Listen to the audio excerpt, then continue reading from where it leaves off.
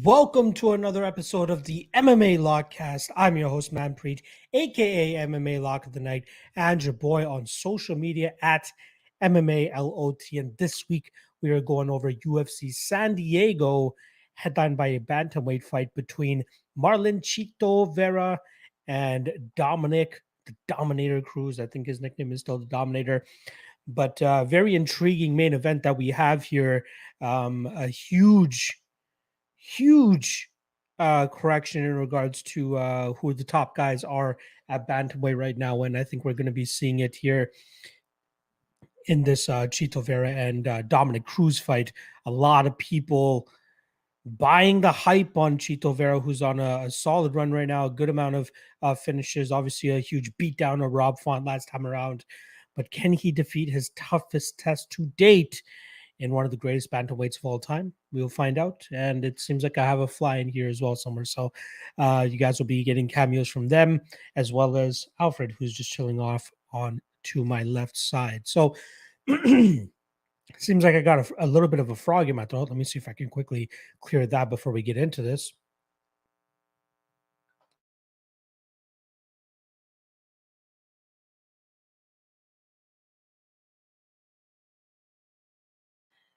All right. Shout out to everybody that's already in here. Cold Stein, I see a Paizo DFS. That's my dude right there, as well as my guy Elijah Dream. Jules, letting you guys know, make sure you guys get those likes going, because that is the main driver in terms of getting your boy out there and growing this community on a week-to-week basis. So appreciate everybody doing that. Nicholas Lee saying, just put a like. I'm like an hour and a half away from ST. Might could take us make some live bets. Might as well. You might as well. Lou Betcha saying one of my top 200 Canadians. 200? Who are the other 199? I'm doing well, my friend. Appreciate you stopping by. Papa Chuck in the chat as well. Just bought a single ticket to 278. So pumped. Yes, I believe that is next week. Hey, if you're within driving distance of a UFC event, fucking go for it. You know what I mean? That's what I always say, especially if you're a hardcore fan. You do definitely are doing yourself a disservice if you don't go to the events. Again, I know most people like to enjoy it from the comfort of their home or watching it on TV, as TV is probably the best feel that you'll ever get. But there's nothing like being in the actual atmosphere of where the fisticuffs are taking place. So I always will go to a card if it's within a 6 to 8 hour driving radius of me. I did fumble the bag, obviously, when Columbus, the Columbus card happened back here in March. I believe it was March, but I won't let that happen again. One Dream saying, man, pretty up there with Terry Fox. Shout out to Terry Fox.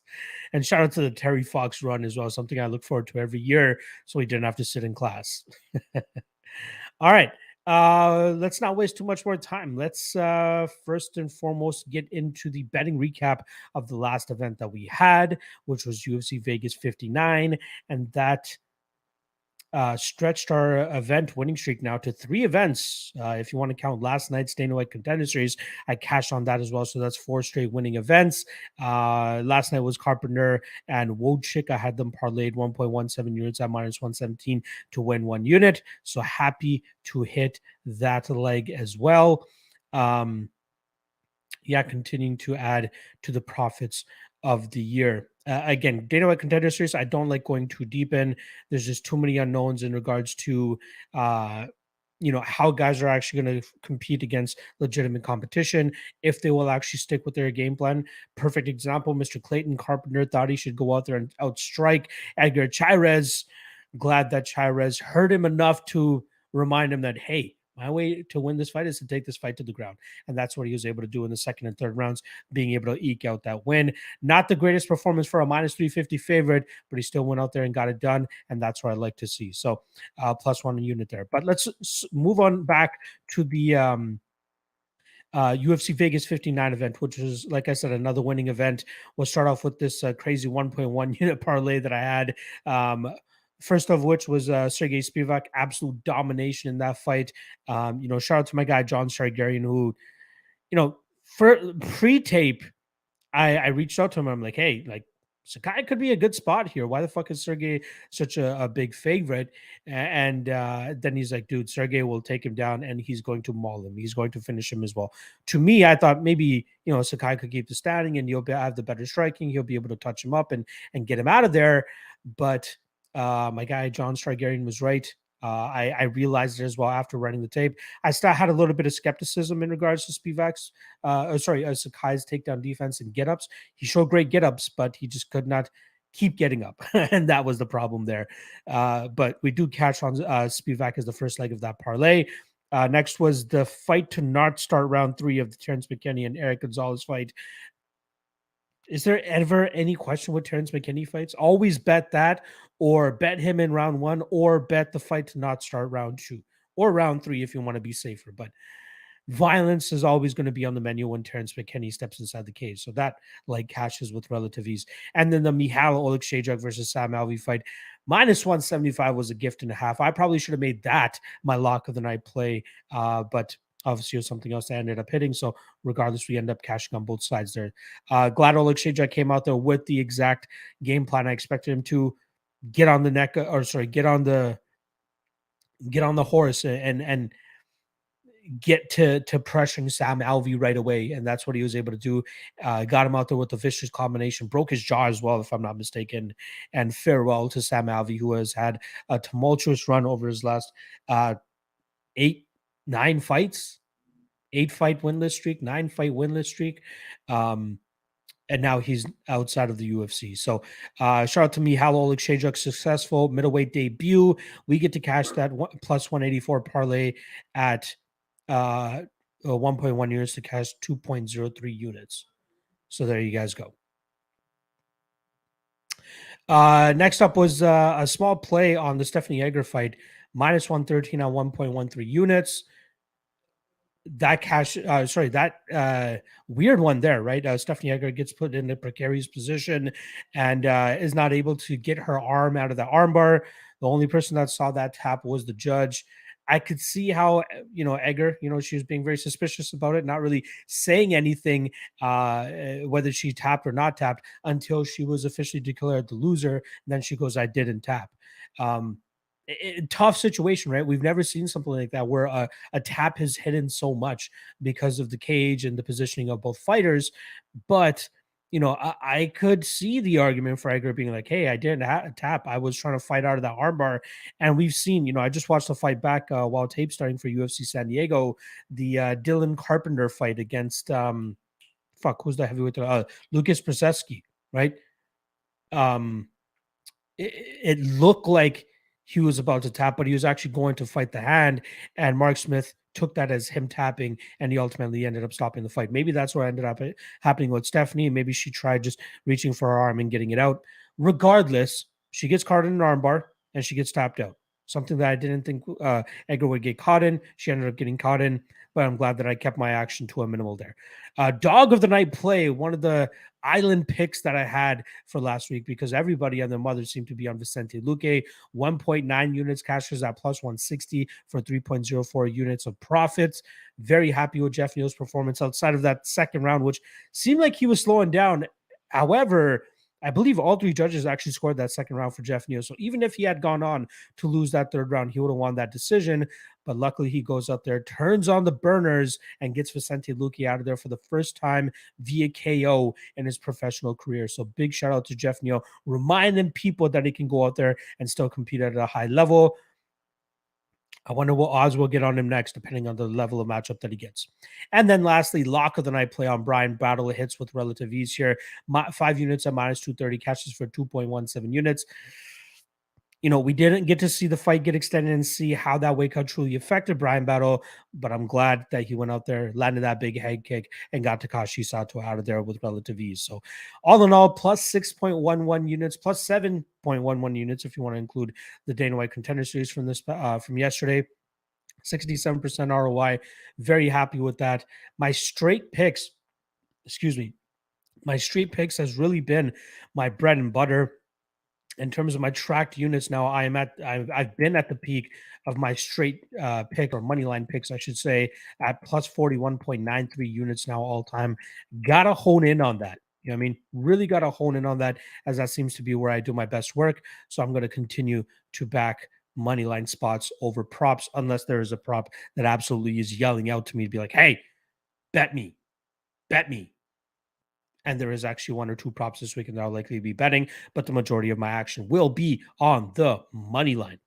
All right, let's see what the live chat is saying here real quick, and then we're going to get back into the breakdowns of UFC San Diego. Reminder, if you guys aren't able to catch the full episode here, it is also available on podcasting platforms.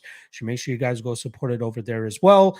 And also, if you want to support your boy, the best way to do so is hit that like and subscribe. That is the easiest way, right? It all takes a click of a button or a tap of a thumb if you're watching this on your mobile. But the other way is the Patreon. Patreon link is in the description below. $5 a month, super cheap for all the work that I put in for you guys. Best bets and props article where you get my thoughts on every single matchup, as well as the best bet and best prop, as well as the best hedging opportunity, as well as the a quick brief description of how you should be going into a specific fight from a live betting angle as well, if you're looking to live bet fights. Also, they get first dibs on my picks whenever I drop them. Since I am on a 3-event winning streak now, 4 obviously, picks are only going to be behind the Patreon wall until I hit my next losing event. So if you guys want to see the picks, I will be releasing my dog when I play for free. I'll be dropping a full video for that, or a 4 to 5 minute video breaking that down tomorrow.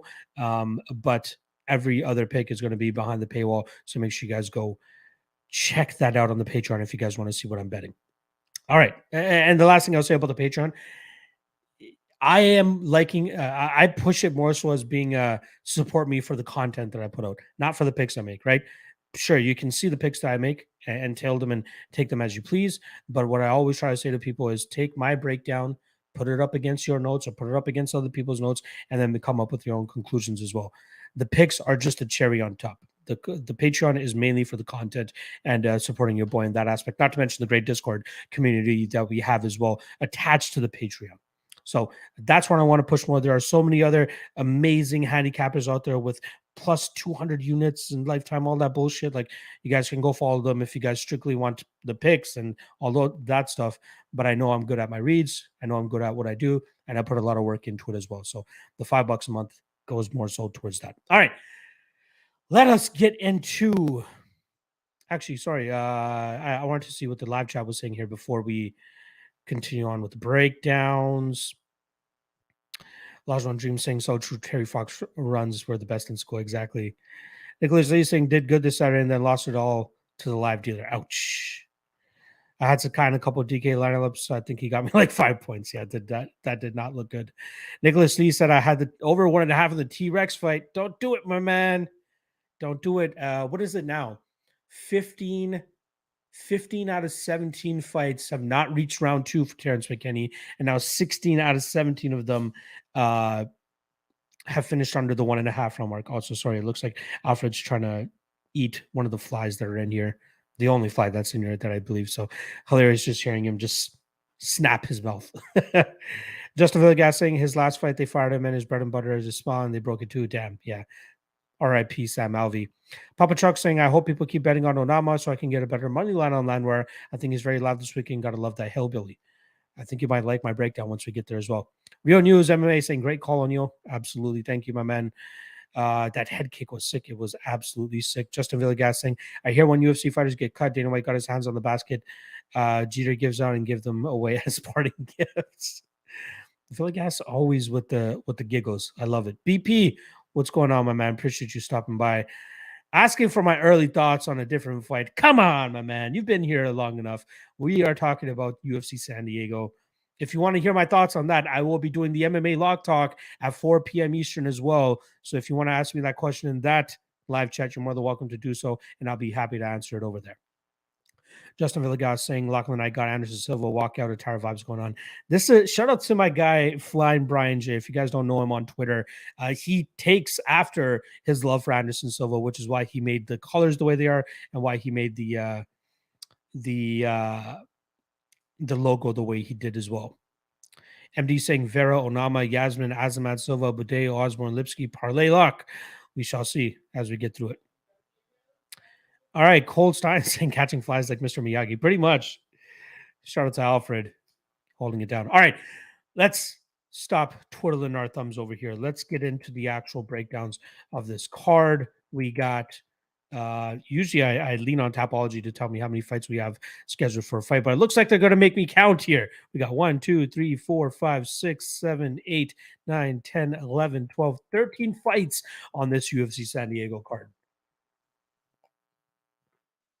Two of which were supposed to happen this past weekend, but they get pushed for obvious reasons. And now here we are seeing them throw down in San Diego. So the first fight of the night, at least according to Tapology, I'm sure that this is going to get jiggled up a little bit as we get closer to fight day. But we have Ariane Lipski going up against Priscilla Cachoeira. In terms of odds, we got minus 205 on Lipski, plus 175 the return on Priscilla Cachoeira. Now, last week I had a bet on Priscilla Cachoeira, plus 150, 1 unit. Now I'm seeing plus 175, which I'm kind of hating, right? I hate not getting the best number possible and kind of surprised that we're actually getting that love on Lipski. I wouldn't be surprised to see the lines start to come back in and we get back to that plus 150 Cachoeira side. But I still feel good about the Cachoeira, that Cachoeira bet. My bookie is still keeping my Cachoeira action, so I am going to move it on over to this UFC San Diego card. And it's simply put, man, Priscilla Cachoeira fights to a T in regards to her nickname, the Zombie Girl. She moves forward, she throws big strikes, she takes tremendous amount of damage, but does not let that deter her in terms of moving forward and throwing big shots. All week last week, I was saying it, and I'll continue to say it all week this week. Ariane Lipski is the better mixed martial artist. Priscilla Cachoeira is the better fighter. And sometimes in some matchups, it comes down to who the better fighter is. And I truly think that Priscilla Cachoeira is the better fighter. She's going to move forward. She's going to put big shots on her. And I think she'll eventually break Ariane Lipski and eventually get her out of there. Some of the takes I was hearing last week kind of make me think a little bit and make me think a little bit deeper about this fight in regards to what if we see Lipski go out there and take a grapple heavy approach? That will likely be her best way to win this fight. But is she going to pull off another knee bar like she did against Luana Carolina? I think that was more positionally based than anything. But like, would she go for an armbar? Would she be able to stay on top? Would she be able to keep that pressure on top? Because Cachoeira at times, when she does really work to get back to her feet, she can do that pretty well. And Lipski, she came over from KSW as the violence queen, but we've seen little to no violence since being in the UFC outside of that knee bar that she had against Luana Carolina. She's not known for being a ground specialist. She's not known for taking girls to the ground and grinding them out there. So I'm not truly convinced that she's going to go out there and have that amount of success there, right? I remember pre-Montana De La Rosa fight, she made that change to American Top Team, and everybody thought that would be the missing formula, the missing ingredient in that winning formula that she had in KSW. Didn't work out. It still didn't work out. De La Rosa pounded her into the mat and got her out there relatively easily. So I get it. Cachoeira will be at a skill set disadvantage, which is why I'm not betting her at chalk here. I'd rather take the plus money and hope that she can just break Ariane Lipski. I am not sold on Lipski's wins inside the UFC, right? She beats a 24-hour short notice Isabella de Padua. She beats Luana Carolina, though I would like to see that fight get extended because, considering Luana Carolina's recent form outside of that knockout loss to Molly McCann, she could have made a tough night for Lipski. And I had a bet on Lipski that night. I'll say that.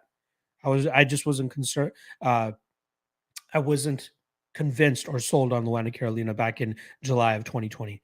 Then she goes on to lose 2 fights by ground and pound to Antonina Shevchenko and Montana De La Rosa. The latter one being a little bit more understanding, but Shevchenko via ground and pound. You kidding me? And then she beats Mandy Bohm. So her wins are Isabella de Padua, Luana Carolina, and Mandy Bohm. That's it. Very, very sketchy. Priscilla Cachoeira, in my opinion, is somewhere between the losses and wins that Lipski has had, and I'll be happy to take the underdog shot here. Papa Chuck saying lipstick with the extra week in weight. I like her even more now. Yes, they are not cutting extra weight for this matchup. It's going to be 135 pounds. Just for the gas thing, always good when they have fights in my backyard.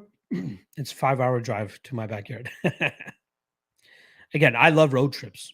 If you guys have been following me for a while, you guys know I've road tripped to see my in-laws plenty of times in Saskatchewan, which is a 28-hour plus drive. But I love road trips. Absolutely love them. Rick the Ruler is saying, do you think Lipski cracks hard enough to get Priscilla respect? If not, I see Zombie Girl just talking to her the whole time. She could hit her a couple times, but we've seen Priscilla get hit with some big shots, and it still doesn't deter her from going out there and doing what she does. Move forward, throw big strikes. Justin Villagas saying she missed weight drain now, probably train still off and drain, and now got make weight again. Give me Priscilla with stoppage. A lot to digest there from my guy Justin, but I'm glad that he ended that with Priscilla with stoppage. Priscilla, any type of win, I'll be happy with. Kairos with the question in regards to Angela Hill.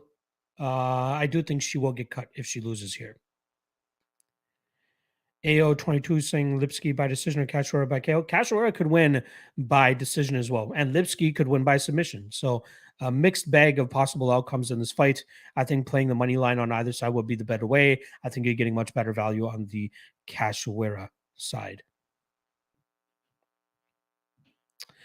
All right, let's move on to the next fight. And it is another one that was supposed to take place last week in the welterweight division. We got Jason Witt going up against Josh Quinlan. In terms of odds, we are looking at minus 245 on Quinlan, plus 205 the return on Jason Witt. Now, this fight got pushed back 1 week because Quinlan still had some residue from, prohibited substances. And they decided, you know what? Nevada's a little strict. Maybe we can move it to California and they'll be okay. Similar situation to this, if you guys remember, John Jones versus Alexander Gustafsson 2 was supposed to take place in Nevada the week of the fight, or at least a week before the fight, I think it was. John Jones still had picograms. I think that's when the whole picogram thing was brought to light. He had picograms of steroids still in his system, but Nevada wasn't allowing him to fight, so the UFC up and moved the entire show, a pay-per-view event. They moved from Las Vegas to California, and they're able to get away with it. Obviously, they didn't pick up and move an entire event for Josh Quinlan, but they did end up moving him to this card just to give him that benefit of the doubt. Easy fight to break down, right? Jason Witt either smothers you with his gorilla-like strength and his wrestling and either gets you out of there with TKO or just grinds you out and beats you via decision. I think to win this fight, it will likely come via decision. And then the Josh Quinlan side, big power in his hands, all wins by stoppage. The guy can knock you out. The guy can take your back and choke you out. The guy can seem to do it all, but he's only 5-0. And to me, that, I'm not calling it a red flag, but it does make me cautious in terms of paying a minus 260 price tag on a guy that only has 5 professional fights. The guy looks like he has it all, though. Solid combinations, good power, great jiu-jitsu. Seems like he can deal with whatever Jason Witt is going to be bringing to him on the ground, and then eventually either catch him in a submission, get back to his feet, and possibly knock this guy out. All of these are live and possible on the table. I would rather take Quinlan by inside the distance, which is currently around minus 135, than paying the minus 245 chalk on him. But, with all the steroid stuff and all the question marks of what he's actually going to be like coming into the cage, I'm still a little bit skeptical of what kind of performance he's going to give us. So I'll be staying off the fight myself. I still do think Quinlan is the side here to go out there and expose the fragility of Jason Witt. So I'll go with Josh Quinlan by early KO.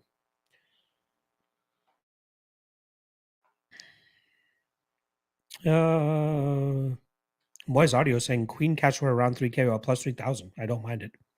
Pat Guido, I see you talking about the Cruz fight. I will get back to your comments, or if you want to drop your comments once again, once I get to the main event, I'll be happy to hear you out in regards to your argument for Chito Vera. Paizo DFS saying Quinlan still on some ish. Makes me more confident in betting him now. LOL. True. Possibly. AO22 saying I hope Quinlan loses. I hate cheaters. I'm rooting for Witt. Papa Chuck saying Quinlan has got that backroom GNC connect. You know it. Justin Villegas saying, I'm more worried about Super Brawly Smoka with the steroids sweating off his body like pollen on a flower, and everyone who even sniff around Quinlan started raging out of nowhere. If I could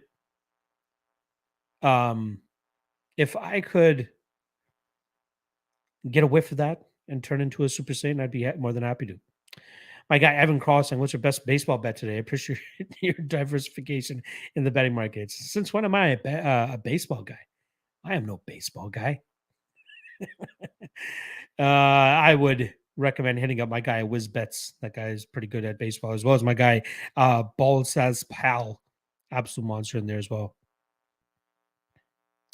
There's some more. And Becky saying, "What's up, man? Pretty great memory show with the Soul Survivor Young G." He's talking about the MMA Lock Talk from yesterday. Maybe I'll bring it back again for MMA Lock Talk today at 4 p.m. Eastern. We shall see. All right.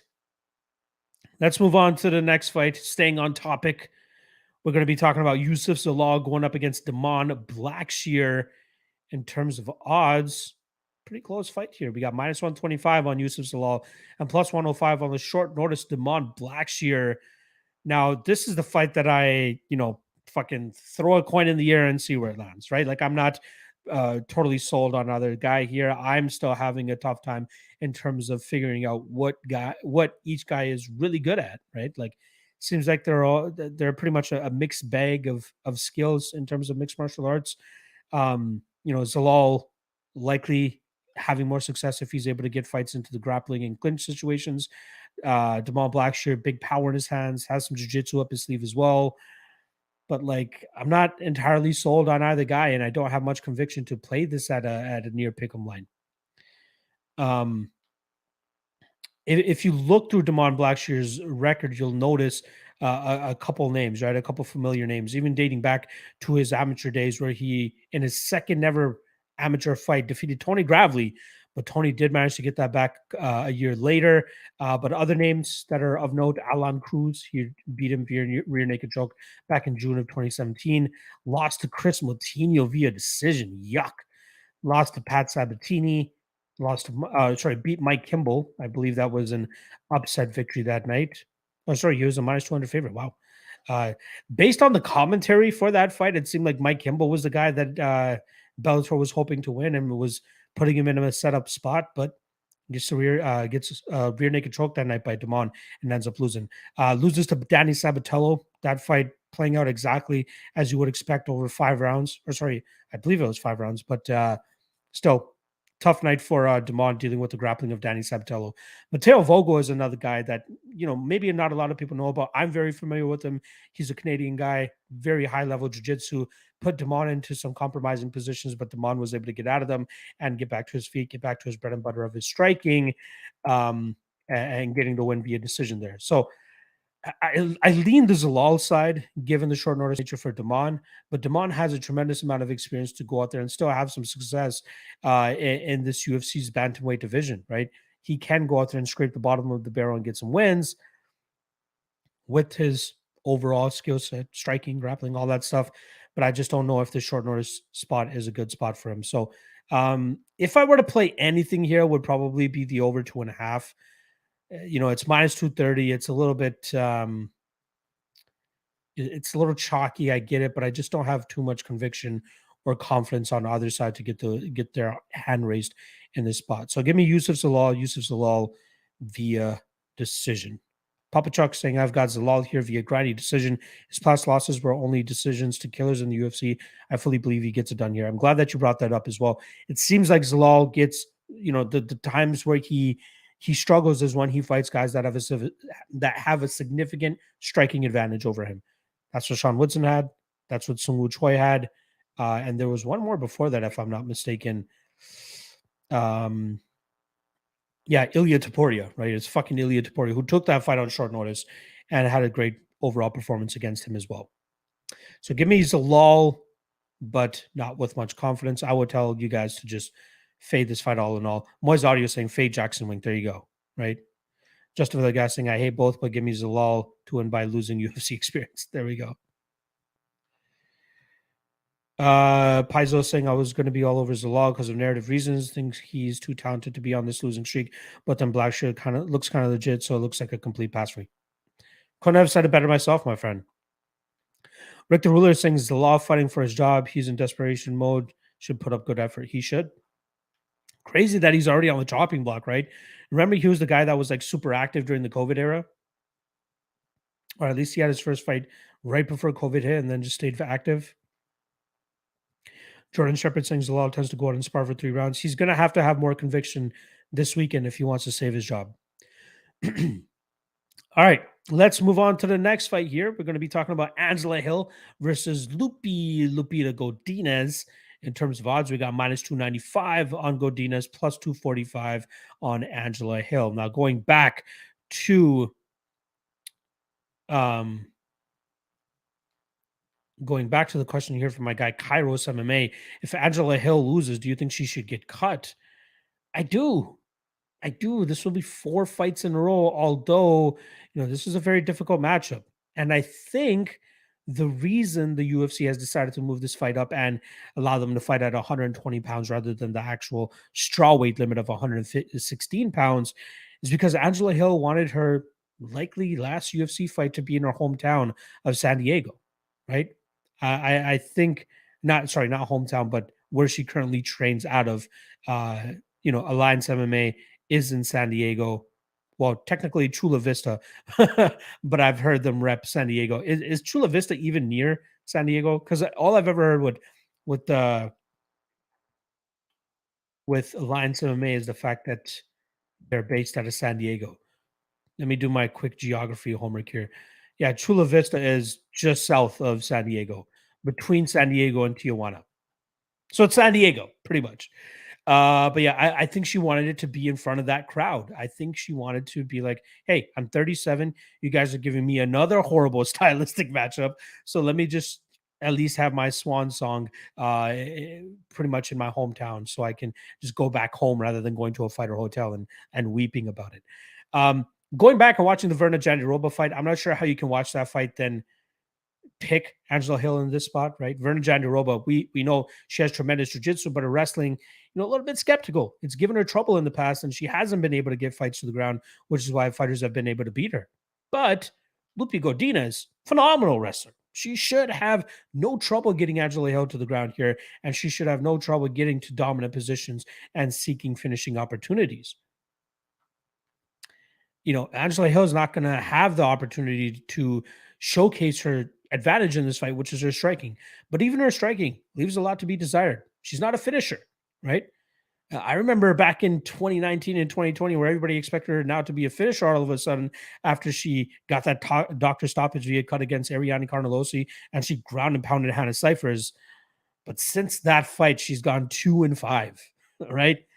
She beat Loma Lukumi. Solid victory for her there.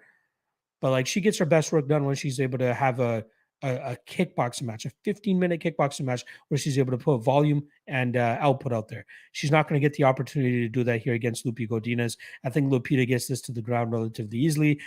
Now the question comes, does she grind it out or does she find a submission victory? Submission for Godinez right now, wow, it's plus 500. That seems out of whack, in my opinion. Her TKO is plus 900 as well.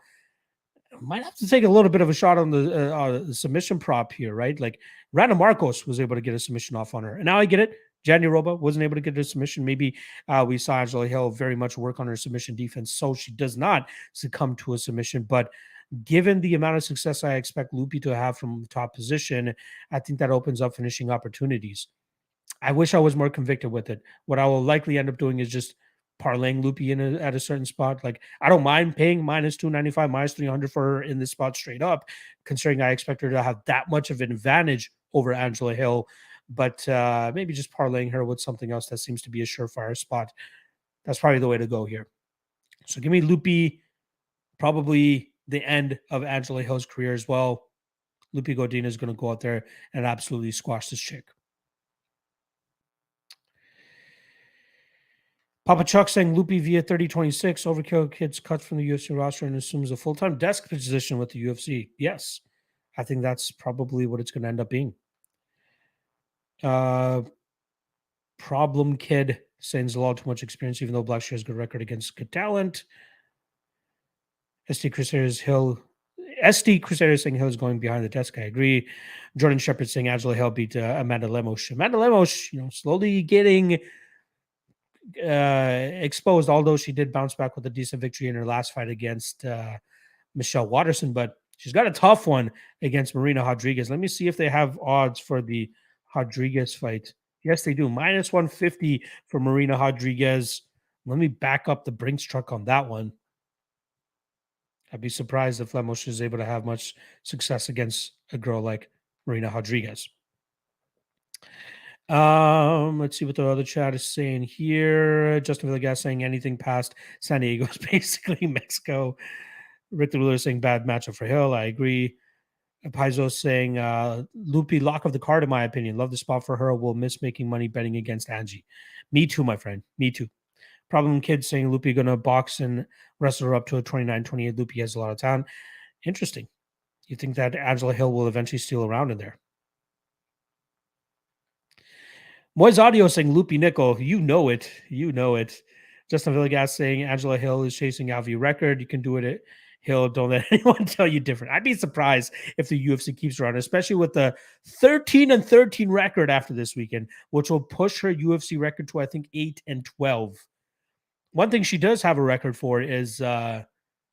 It'll be 8-12 after this weekend. She has 20. Sorry, I might be off on that. It might be 8-11 this weekend. Either way, she has the record, or will be tying Jessica Andrade for the record of most women's MMA fights with 21 this weekend. She currently has 20, but that is unfortunately all she'll be known for. Rick the Ruler is saying, I'm thinking if Vienna couldn't get the sub, Lupi by decision, probably the spot. Maybe. I think you're talking about Verna, but yeah, maybe. But it doesn't always work out like that, right? Like yes, you make a good point, but Ratna Marcos tapped her, right? Like, it doesn't always work out that if this person who's a high-level BJJ specialist doesn't tap fighter A, doesn't mean fighter B can't tap fighter A. I know what you mean. Pajo saying Angie's takedown defense is also very misleading on UFC stats. Verna and Yurt are not the best takedown accuracy, and they had no trouble. I absolutely agree. Problem Kid saying thanks for pronouncing my name properly, bro. Yes, I will say this, though. I was going to say Pro 8 Lem Kid, but I did see your avatar there. So appreciate the love and support, my friend. Hit that like if you haven't already.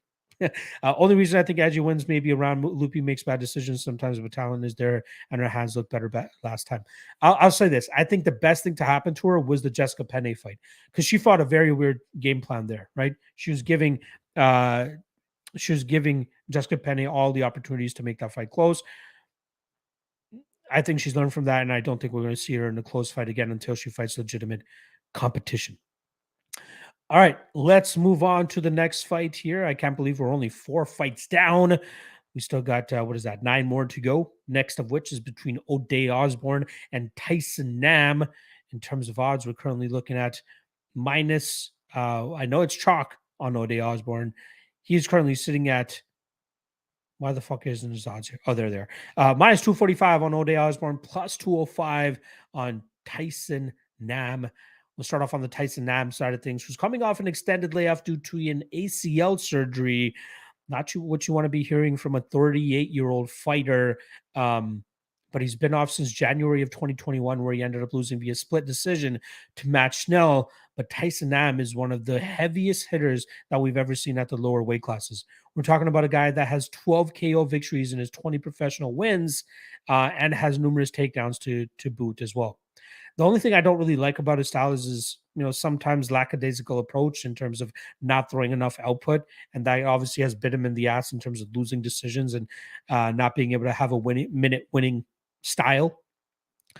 But he's going up against in my opinion, a still relatively green O'Day Osbourne. O'Day, he has 15 fights into his professional MMA career, but I still think he has some things that he needs to shore up. His striking looks solid, right? Obviously, he's able to go out there and get big wins and big finishes early against guys like Zaruk Adashev and Jerome Rivera.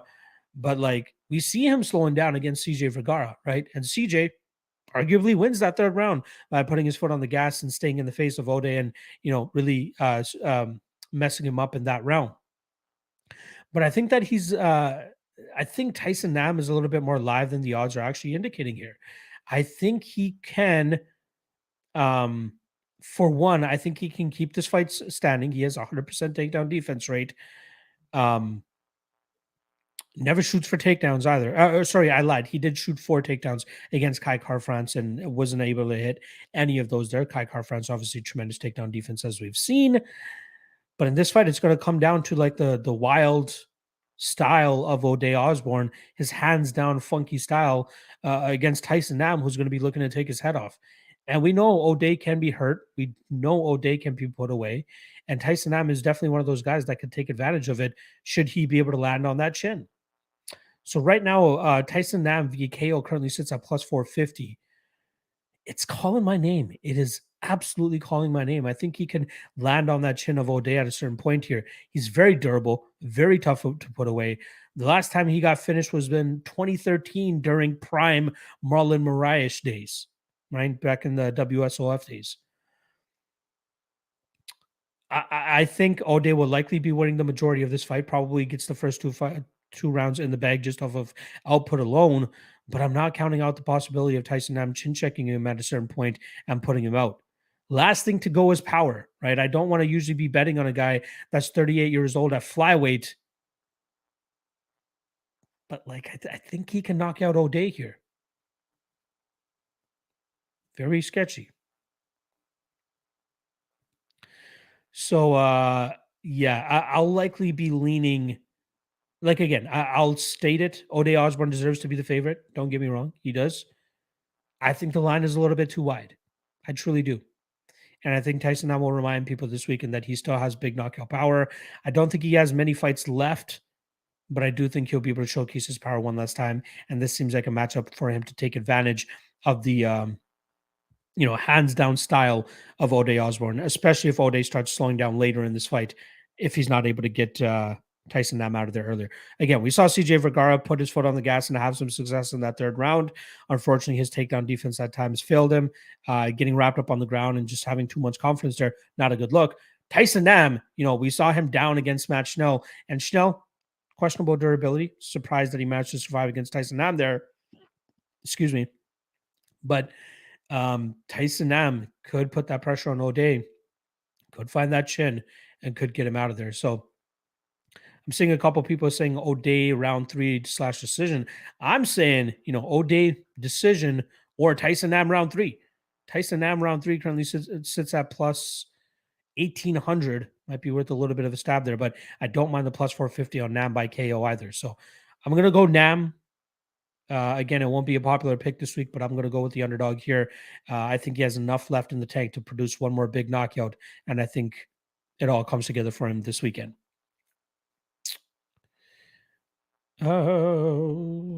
Papa Chuck saying a page out of Mushroom's book, O'Day third round/decision. Nam will then fight one more time and then gets cut from the roster.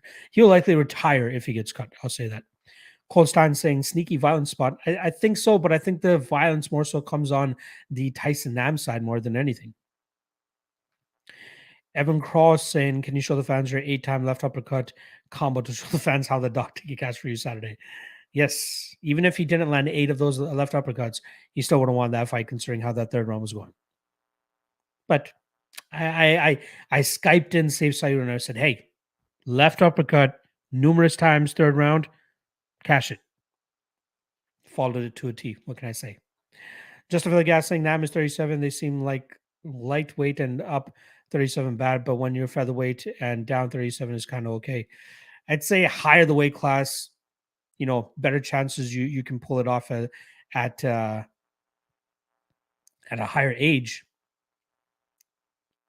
At a lower weight class, maybe not.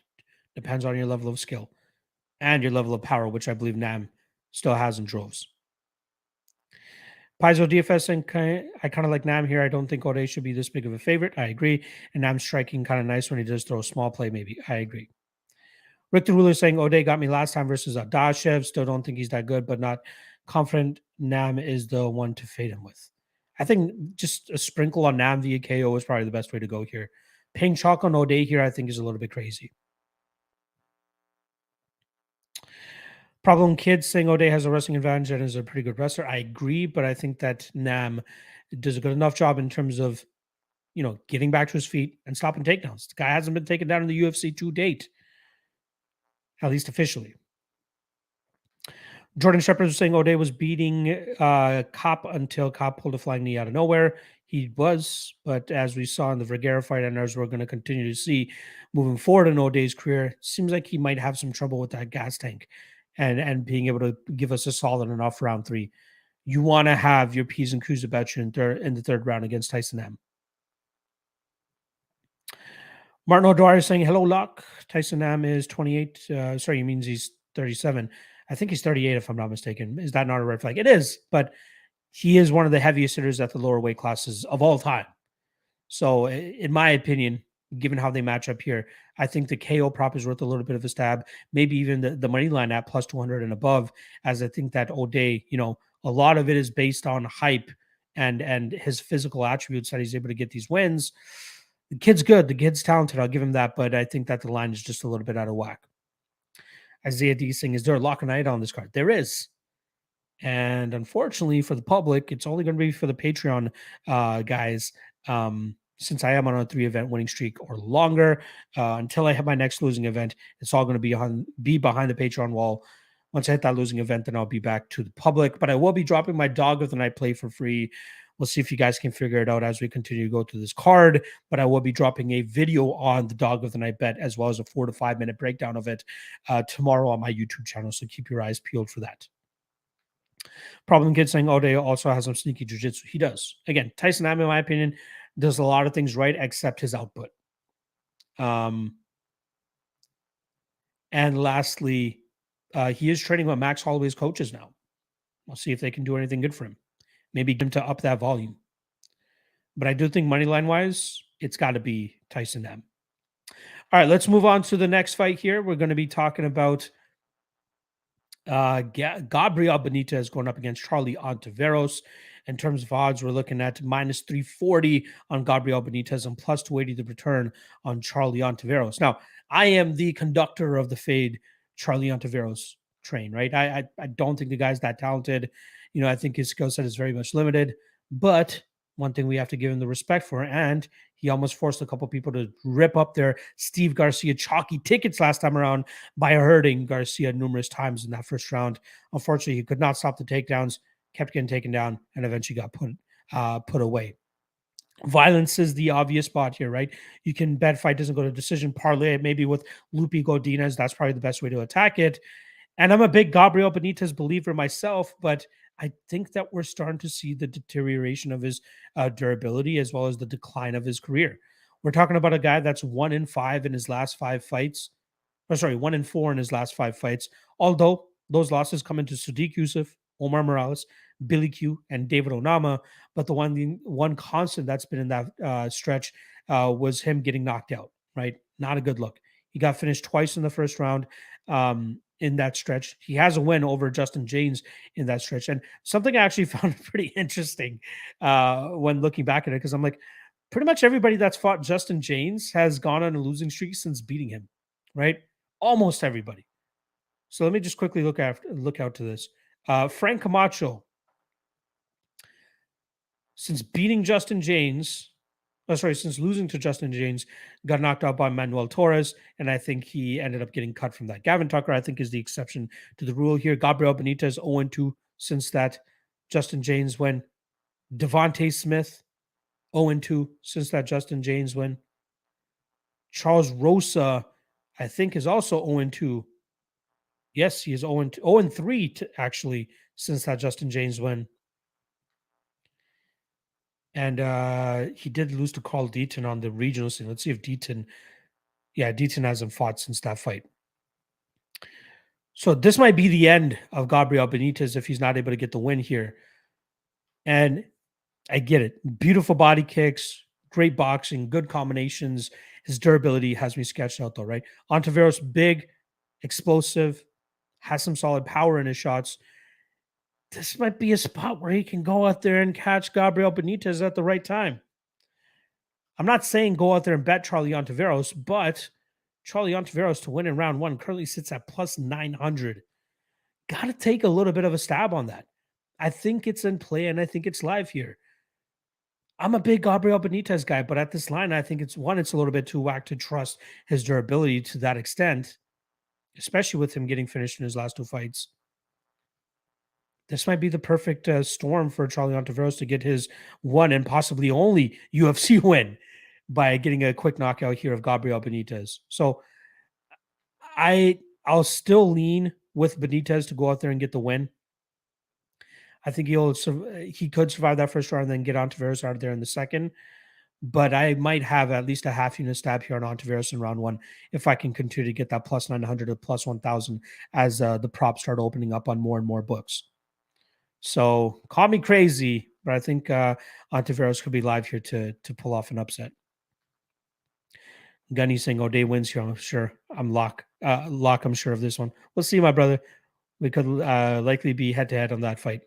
Papa Chuck saying I've got to go with my fellow Charlie here. Unlikely, but I'm pulling for a fluke first round axe KO. Either way, this fight will be fireworks. I agree. Aaron saying, "What's up, Lock? I think O'Day wins the fight." I would say KO knee. Again, Nam hasn't been knocked out in nearly 9 years, and the last guy to do it was Marlon Moraes. But again, he is 38 to 37, whatever. Could get caught at the right time.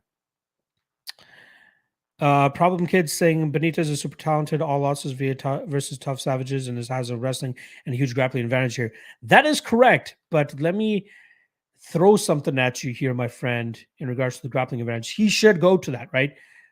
Anybody with a brain could see that he should go for a takedown. He averages 0.14 takedowns per 15 minutes, meaning he's only landed one takedown in his UFC career, and that takedown ended up being a slam KO of Humberto Bantamweight. So it wasn't even like a takedown he was looking for. It was more so, oh, this guy's going to put me in this position. I think it was a submission attempt that Humberto tried, an armbar. Then he slammed him. They counted that as a takedown, and they counted it as a knockout. Outside of that, not too privy in terms of going out there and shooting takedowns. So is he going to look to go out there and just strike with Charlie Ontiveros? Could be. He didn't even look for, let me just confirm the number here. Okay, he looked for one takedown against Omar Morales, was not able to get it, didn't end up going for any other takedowns after that.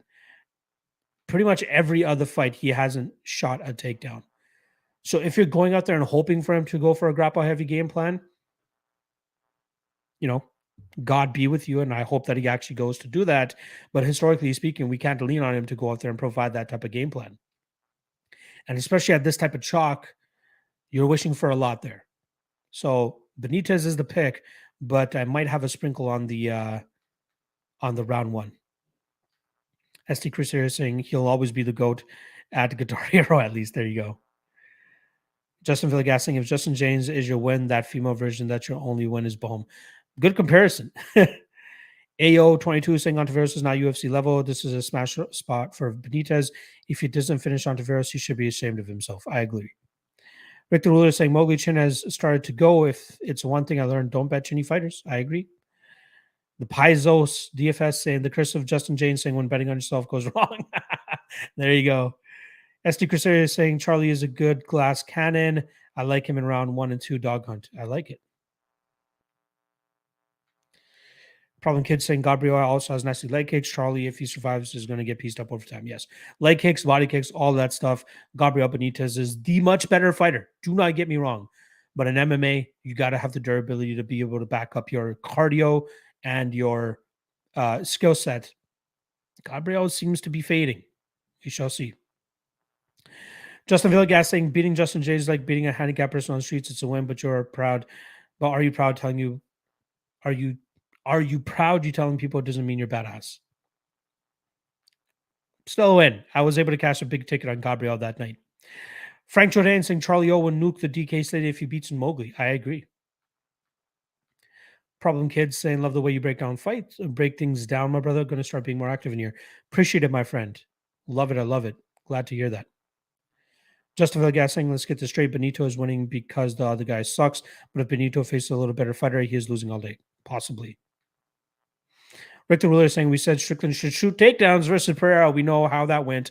I don't see Mowgli shooting takedowns, in my opinion. Bingo. It's one thing to see an advantage a fighter has on tape. It's another thing to expect them to go out there and actually use it. Excuse me. God damn.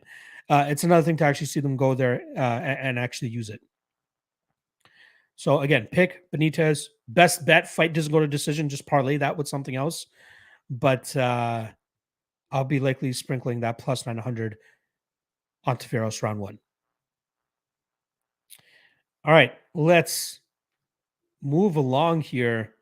Seems like this is going to be a lengthy podcast. We're almost at that 1 hour mark, and we are still on the, what is that? The 1, 2, 3, 4, 5, 6. This will be the 7th fight. I guess we're about halfway through. Let me just wet the West real quick here, and then we'll get into this prelim headliner between two heavyweights.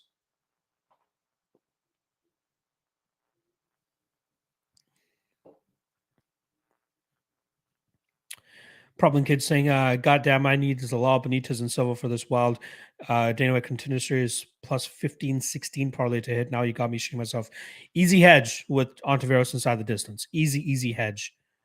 Don't even have to stake that much to cash it, in my opinion. All right. Next fight. Like I said, prelim headliner between Lukas Brzeski and Martin Buday. In terms of odds, we are currently looking at minus 260 for Martin Buday and plus 220 on Lukas Brzeski. This seems to me like the easiest spot on the card. This seems to me like Martin Buday is going to start rolling in the UFC. I think Martin Buday could be some problems for a lot of guys in this division as long as his durability continues to hold up. For one, he does a really good job in terms of rolling with shots. I've seen him eat big shots in the past and never looked like he was even rocked out once. He's eating that shit like, whatever. What is Martin Buday? I want to. He's not Russian. I think he's Czech Republic, right? Or he's Czech, I would say. Sorry, he's Slovakian. Yes, he is a Slovakian. Whatever Slovakians eat, he's been eating big punches from fighters like fucking. Somebody tell me what a Slovakian dish is. Jesus. But Lorenzo Hood hit him with big shots. He kept moving forward through that. Even on the regional scene, eating big shots, kept moving forward, and eventually broke these guys, right? He uses relentless pressure, keeps his foot on the gas. His cardio looks amazing. His clinch work, dirty boxing looks amazing. His ability to just beat guys up in the clinch, beat them to the body, nasty knees, nasty, dirty boxing, like I said, drag guys to the ground if he needs to, or if he sees the opportunity to do so, and then just pummel them on the mat as well. The guy has all the makings to be a solid heavyweight who could potentially crack the top 10, maybe even top 5 if he can go out there and keep refining his skill set. But it'll all come down to his durability, right? Can he continue to take those big shots that are inevitably coming his way, considering the style that he fights with? For now, nothing has shown me that he's going to be able to crack, at least not in this spot, right? Lukas Brzeski, he has a couple finishes on his record via TKO, but like nothing showed me that he's straight flatlining these dudes. It doesn't look like he has crazy knockout power to, give me any hesitation in regards to the Martin Buday side. I don't think Lukas Brzeski is any good.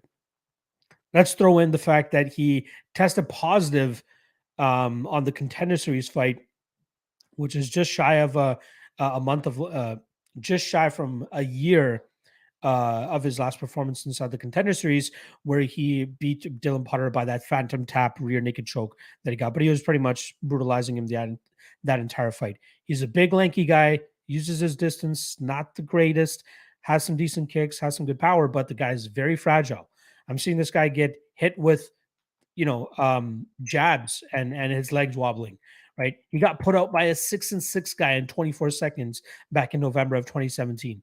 Even in following fights, I see him getting touched up by guys and being very much hurt, and he's been able to pull through and actually get the dub, but still very concerning in regards to how he reacts to punches.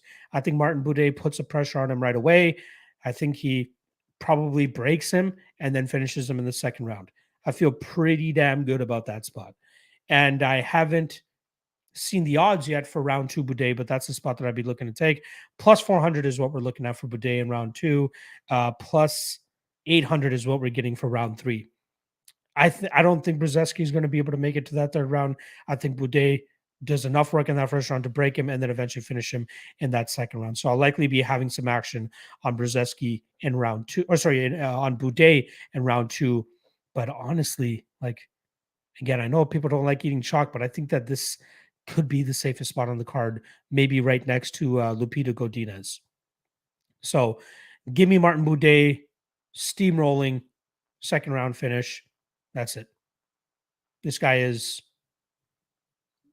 Brzeski, not UFC level at all. Let's see what the chat is saying. Real MMA, Real News MMA. Just going back to the Ontiveros fight, saying 100% agree. Payout is great for Ontiveros' is most likely route to victory. Also saw an interview earlier this week from Ontiveros where he said he'll be looking for the first round KO. Perfect. Plus 900. Sign me the fuck up. Papa Chuck saying Lucas, Quinlan's source and local GNC manager Brzeski gets grounded into the cage until Buday finds that TKO second and third round. It seems to be the obvious play here. Justin Villegas, that's a bad thing. We enjoy your show personally. 2 hours to 3 is way too short. Oh, okay.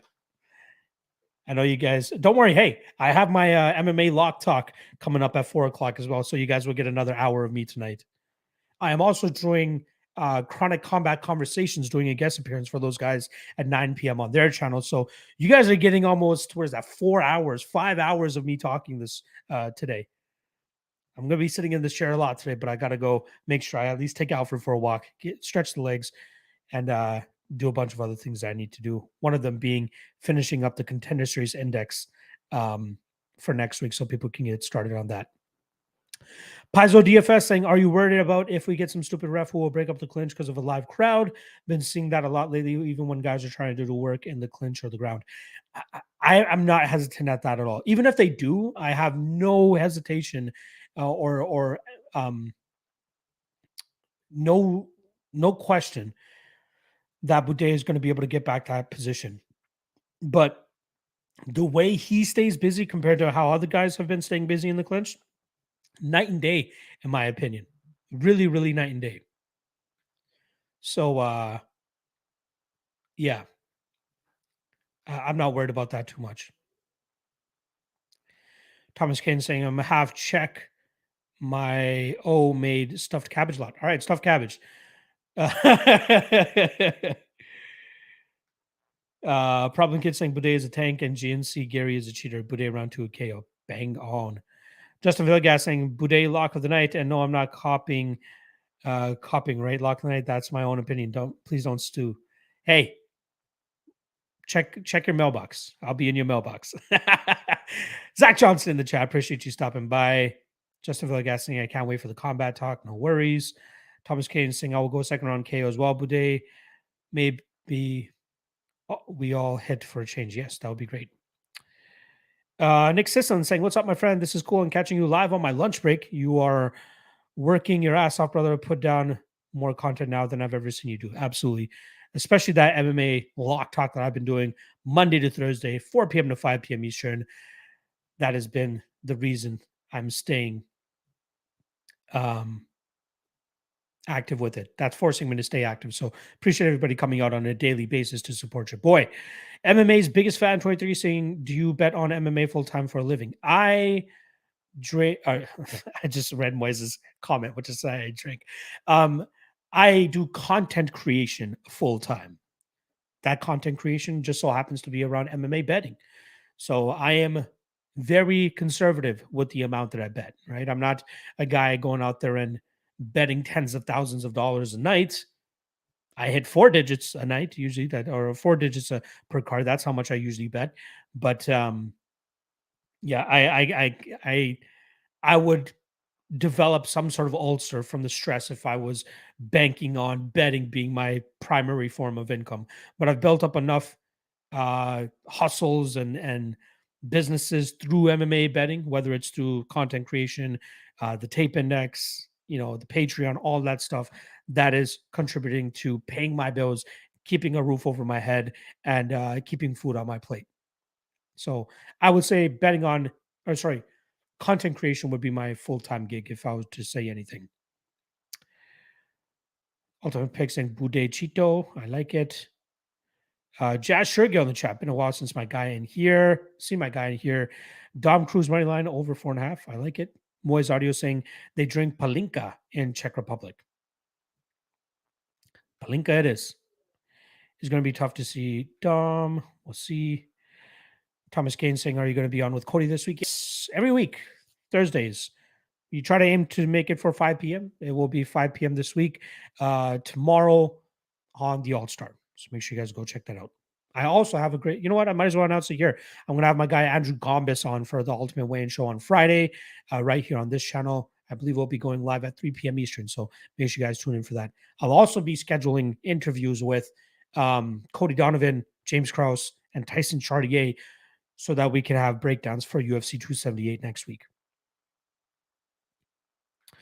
Jacksonville is saying, what is up, Lock? Love the title of the stream. You know I got to do it. You know I got to do it. Jasher goes saying, I like Buday over 1.5. I think Buday can get him out of there early. Curious. I think he gets him out of there around that 1.5 round mark. I think he gets him out of there in that second round. Cold Stein saying, quality content. Appreciate it, my friend. Paizo DFS saying CLV. The CLV god, Andrew. Yes. He's an absolute beast and a half. All right. That is a wrap on the prelims. Appreciate everybody checking out the show thus far. 50 live viewers in here right now on this Wednesday afternoon, hump day afternoon. Appreciate you guys chilling with me. Make sure you guys hit that like and subscribe below if you haven't already. Drop a comment if you're watching after the live stream has already started. And check out on the audio platforms as well if you haven't already. If you guys want a more mobile version of watching this podcast or listening to this podcast, I should say. All right. Let's get into the first fight on the main card, and we got two Yasmins going at it, and they've spelled their name ever so slightly differently. First of which, we got Yasmin Yarogui. I heard her name so many times last night, and I fucking butchered it the first time I say it on the live stream here. Yarogui, I believe that's what it is. Yasmin Yarogui going up against Yasmin Lucindo. In terms of odds, we're currently looking at minus 210 on Uruguay and plus 180 on Lucindo.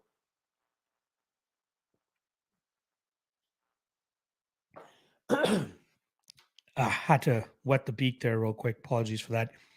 I remember my guy, Moise Audio, if he's still in the chat here, the other day was saying, hey, Uruguay, future of the women's MMA, if I'm not mistaken. I think he was very, very high on her. And I'll say this. I started tape studying on the Lucindo side and then seeing her tape, usually when you see a fighter have that much grappling success against any level of opponent, you're like, oh, they're likely going to end up being the favorite, right? They usually go out there and dominate their opponents by taking them to the ground and just either grinding them out, getting a submission, getting a TKO. This girl seems to have it all, especially, well, not have it all in terms of the grappling, especially at such a young age. I think she's only 20 years old, yet she has 17 professional MMA fights. She had her first professional MMA fight as a 15-year-old. That's illegal. Cue up that Dana White meme. That's illegal. 15 years old having a professional MMA fight. Maybe not in Brazil, though. But yeah, a lot of her fights, getting takedowns, grinding out her opponent from on top, winning decisions. That's pretty much her game. Then you see the Yasmin Yarogui side, and you're like, ooh, I get why she's the favorite. This chick, great striking, great combinations. She reminds me a little bit of Marina Rodriguez, but just a little bit more mobile and a little bit more footwork. She has nice, clean, crisp shots down the middle, throws in beautiful combinations. If she did have a flaw, it would probably be her, ground game, but she has shown great submission defense. She's shown great get-ups. She's shown great takedown defense. I think she'll face a little bit of adversity here early from Lucindo, but as this fight wears on, I expect Yarogui to really start to pull away with her striking game, with the better punches, with the better kicks, and I wouldn't be surprised to see her get her out of there with an accumulative TKO. I think this Yarogui chick is for real. I think she has a lot to offer for this division, and her KO line currently sitting at plus 225. That might require a little bit of a sprinkle. Even at minus 210, I'm seeing money come in on the Lucindo side, which, it just could be the market correcting itself, which I completely understand. But I think you can't get too far away from the fact that Yarogui is definitely the better mixed martial artist here. And as long as she can keep this fight upright or continue to get back to her feet whenever those inevitable Lucindo takedowns come, she's going to torch up Lucindo on the feet and win this fight with relative ease. So give me Yarogui. I'm going to see where that line continues to trend. If that keeps going down, if I get minus 170, minus 180 on Jaugeri, I'll likely pull a straight shot on her here, maybe 1.8 units to win 1 unit, something like that. But she's the side. She is absolutely the side, in my opinion. Justin Villegas saying, you never seem to take a break. Might well be a 24/7 live stream MMA talk. Truman Show mix MMA talk. Could you imagine if I did a 24-hour live stream? That would be nuts. My wife would hate me.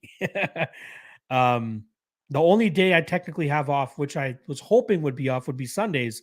But given the numbers of the last Contender Series stream that I did, which was on Friday, and the one that I did before that, which was on a Sunday, doing it on Sunday is much better than doing it on the Friday. So I'll likely be doing streams every day of the week.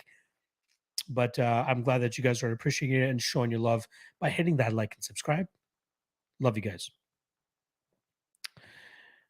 Justin Villegas saying, give me the dog. This could be when that Botello nerd guy came in, was the dog and tore it up. Take chance on the dog. I don't know about that.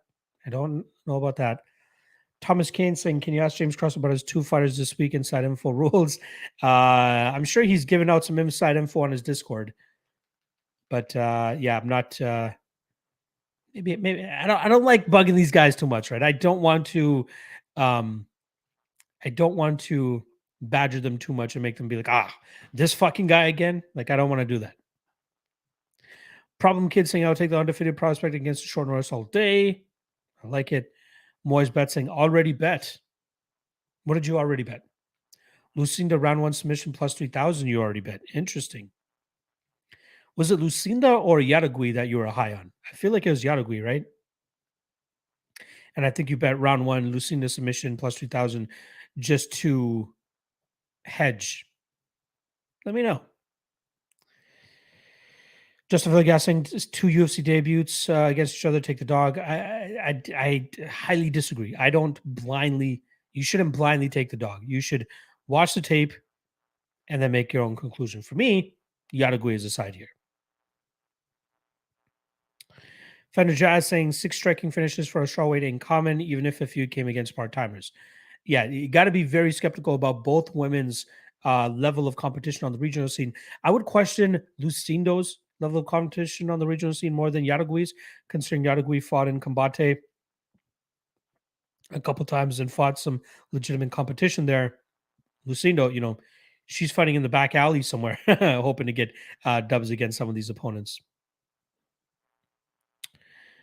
Thomas Kane saying Priscilla fights always have 10 out of 8 chance. 10-8 chances she can follow, or she could land 50 nasty elbows in a row. If she's behind on scorecards, going to keep getting draw on her fights. Good luck if you are able to cash on that, my friend. All right, Jaugeri is the pick. Might have a straight play on her money line as well.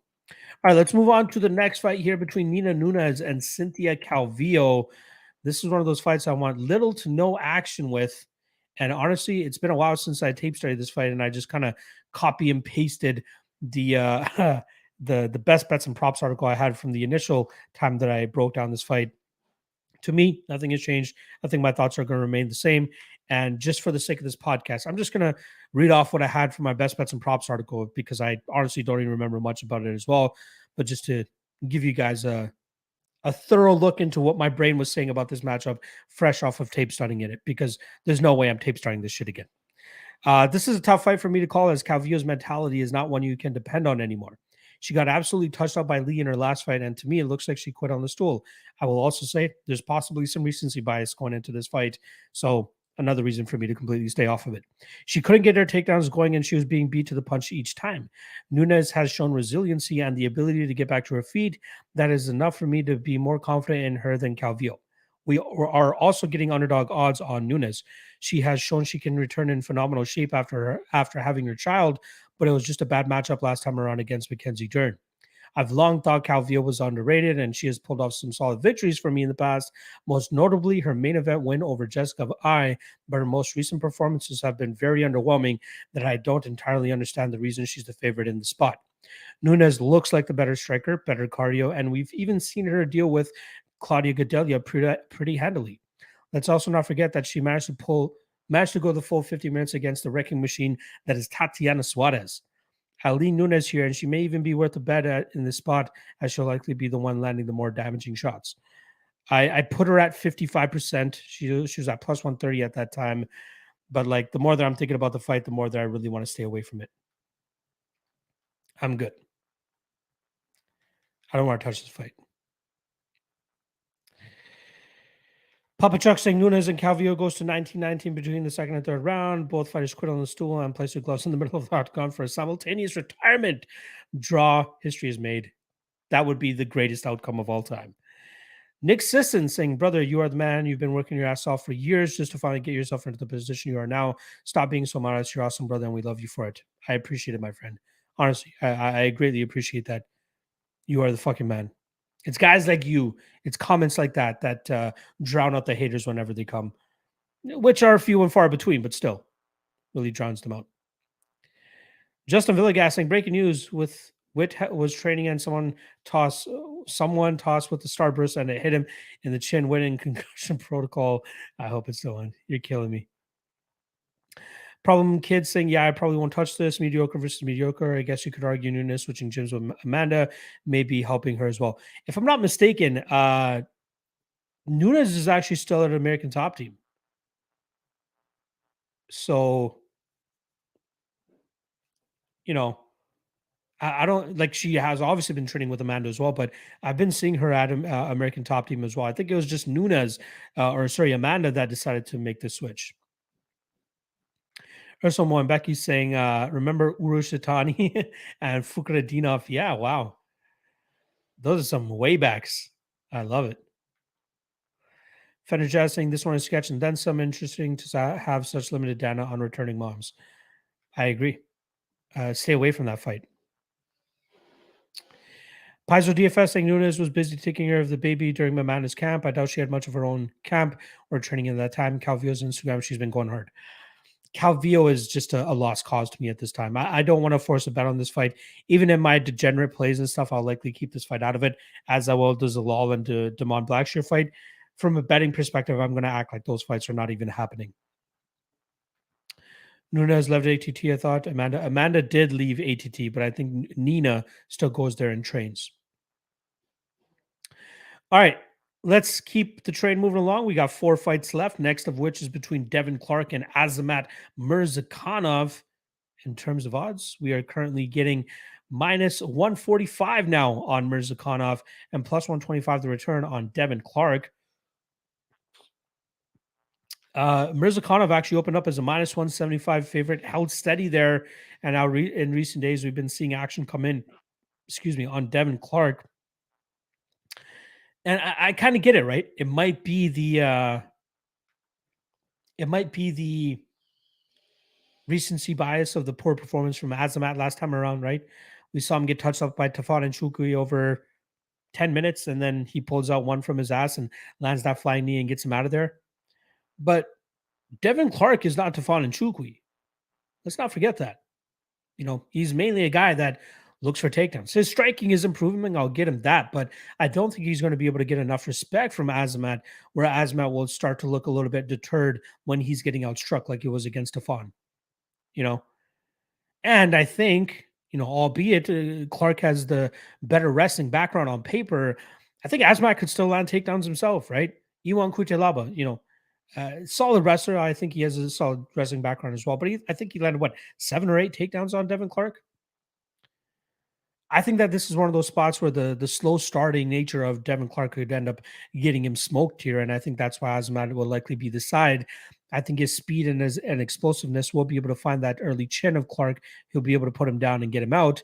But I think that there is something to be said about I don't want to call it a fallacy of Devin Clark's chin and durability, considering he's only ever been knocked out twice in the UFC. The second time was against Alexander Rakic in 2018 or 2017, I believe it was. It was a long time ago, but he has been getting hurt in a lot of fights. That's where the chin narrative comes from, right? Officially speaking, only been knocked out twice, and it's been a while since it's been knocked out. But in a lot of these fights, he's getting chin checked, he's getting hurt, he's getting put on skates, he's getting knocked down. That's where the thing comes from. And I think that Azamat has the early skill and explosiveness to be able to exploit that and get that big win of his own.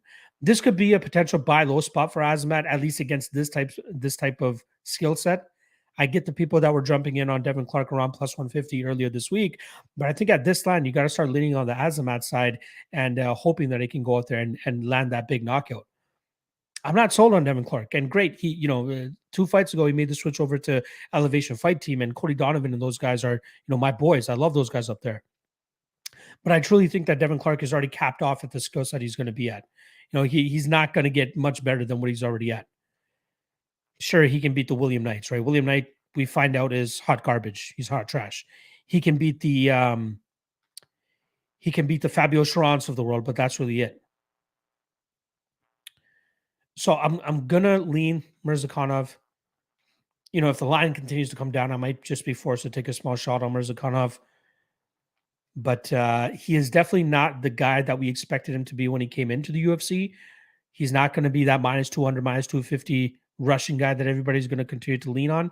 But I think at these close odds against this type of competition, I think we can see Mirzakhanov kind of remind us why he was heavily touted coming into the UFC. So give me Mirzakhanov. I like the money line as well, especially where it's at. Jamie Tran saying, planning to go on to any live events before the end of the year. Nothing in plan as of yet. It is my birthday on October 22nd, which is the same day as UFC 280, but there's no way I'm flying out to Abu Dhabi and paying those ticket prices and all that type of shit. I was considering going to the Apex for another event, but I'm going to see if I can get my schedule to shake out well enough so that I can actually do that. So up in the air still. Problem Kid saying, yeah, I'm not touching them. Good looks, brother. Yes, sir. Gunny's saying you think she can't afford a nanny dog. Stop it. I agree. Especially if she's in a legitimate training camp. I'm sure they got a nanny. Paizo DFS saying totally get that. It is hard to trust Calvillo at this point. I agree.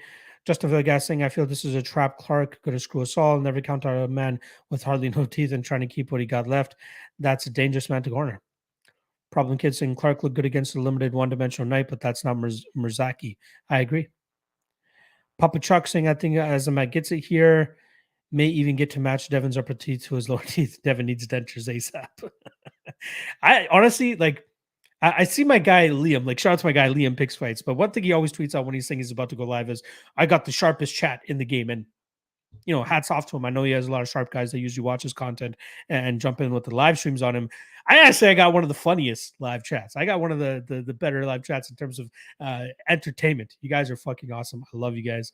Hope you guys continue to come out on a daily basis, or at least a weekly basis for the MMA Lock-Cast.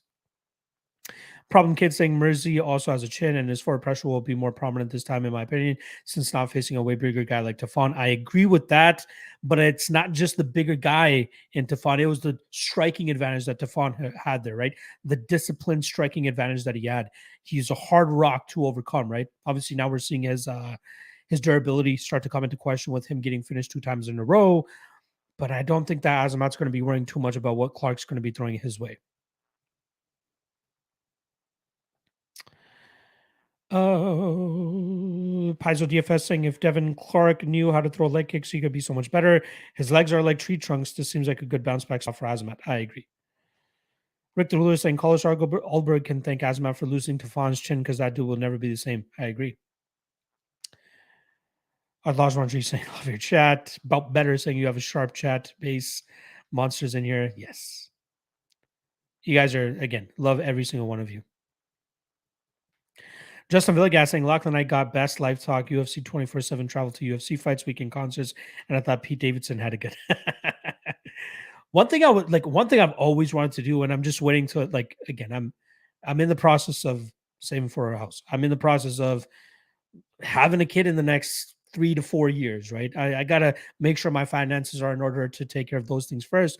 But one thing I've always wanted to do, especially with my content and my YouTube pages, traveling to these events and doing podcasts from there, whether it's with somebody that lives there and is a prominent figure in the MMA space, or just doing it and dropping as much content with me, boots on the ground at the actual events. I think that would be fucking phenomenal content, but it costs a fuck ton as well. So I think it's the constant support, get this YouTube channel to continue to blow up, and that should be enough for me to go out there and bring that to life. And hopefully you guys can live vicariously through me while I do that. And yes, please do hit that like if you haven't already. Let me take a quick look at what the live count is right now. 36 likes. Come on, guys. We can do better than that. We can do better than that. All right. Let's keep the train moving along here. Next up, we're going to be looking at Gerald Meerschaert going up against Bruno Silva. In terms of odds, we're currently looking at minus 285 for Bruno Silva, plus 240 the return on Gerald Meerschaert. Before I get into this, Olajuwon Dream saying traveling podcast would be dope. Yeah, like I want to go to the gyms, right? I'm making relationships with a lot of these head coaches in these big prominent gyms. I would like to set up shop for a day or two in their gym and just have a podcast with whatever fighter are there breaking down fights, or just having the MMA Lock Talk at these gyms, right? I think that would be fucking dope. I think people would really appreciate that. So there we go. All right, let's get back to this fight. Silva versus Gerald Meerschaert taking place in the 185-pound division. Like I said, minus 285 on Bruno Silva, plus 240 on GM3. First and foremost, got to say that the fight doesn't go to decision would be my favorite play on this fight, right? Parlay that. What I'm thinking of doing, and since you guys are joining me for this podcast or watching this and listening to this podcast in full, I'll let you guys know I will more than likely be doing another 3-leg parlay like I did last week for maybe a unit and a half or so. But fight doesn't go to decision here. Fight doesn't go to decision in Ontiveros and Benitez and Lupi Godinez money line. Put those together, you get some plus money. You should be able to cash that. Now, I'm seeing a lot of people with the heavy love for Bruno Silva. Even my guy here, my new boy, Problem Child, saying Silva is my lock of the week. The problem that I have with labeling Bruno Silva as a lock of the week is I feel as though a lock should have no issues dealing with their opponent in any realm of MMA.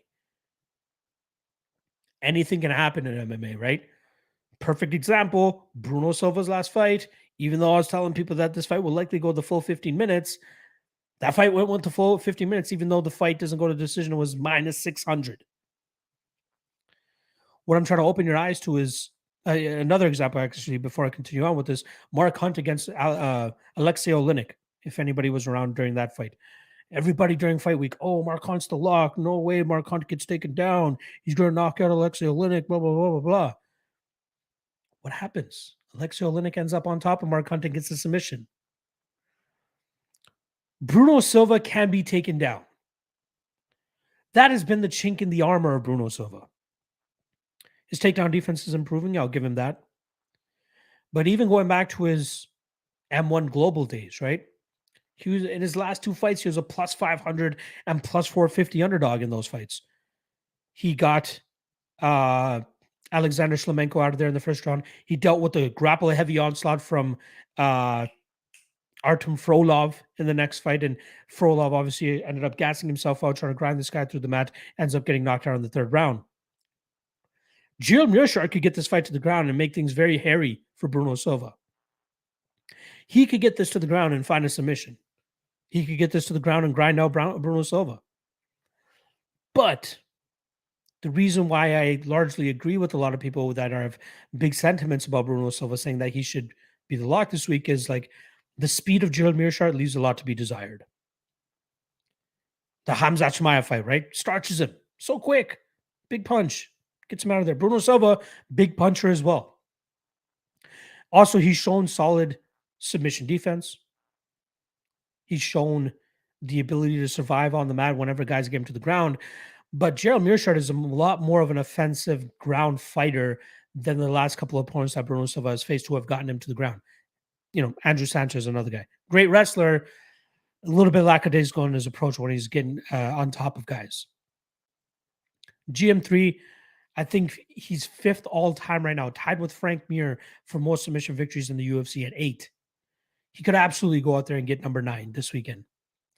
But I think before Gerald gets this fight to the ground, he's going to eat a bomb from Bruno Silva, and Bruno Silva would be able to get him out of there. I think the better way to play this fight would be Bruno Silva. Well, obviously, fight doesn't go to decision, right? Minus 330 covers both spots, in my opinion.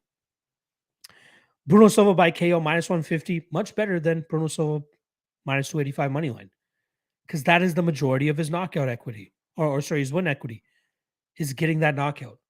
I think he gets the knockout. I think he starts his Gerald Meerschaert early. Silva round 1 plus 130. Silva round 1 KO is plus 190. That is the most obvious outcome. That is the most likely outcome. But I wouldn't want to lose this bet on a minus 285 shot on Bruno Silva because he has that flaw in his game of his ground game. He has that potential to give up a submission to Gerald Meerschaert. A lock to me is a Lupita Godinez, who her striking, good, but it's only like a notch below Angela Hill in terms of, Angela Hill being more active, throwing volume. Like her striking style is probably a lot better for the judges than Lupita Godinez, but she has a sizable advantage in the grappling.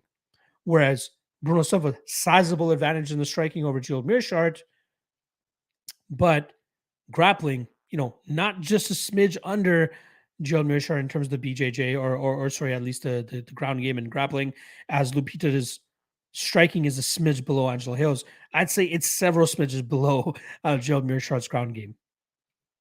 So that's what has me hesitant about Bruno Silva on the spot. He should still go out there. He should still be able to get that knockout victory, but tread lightly. Don't time to everything this weekend, but he should still win.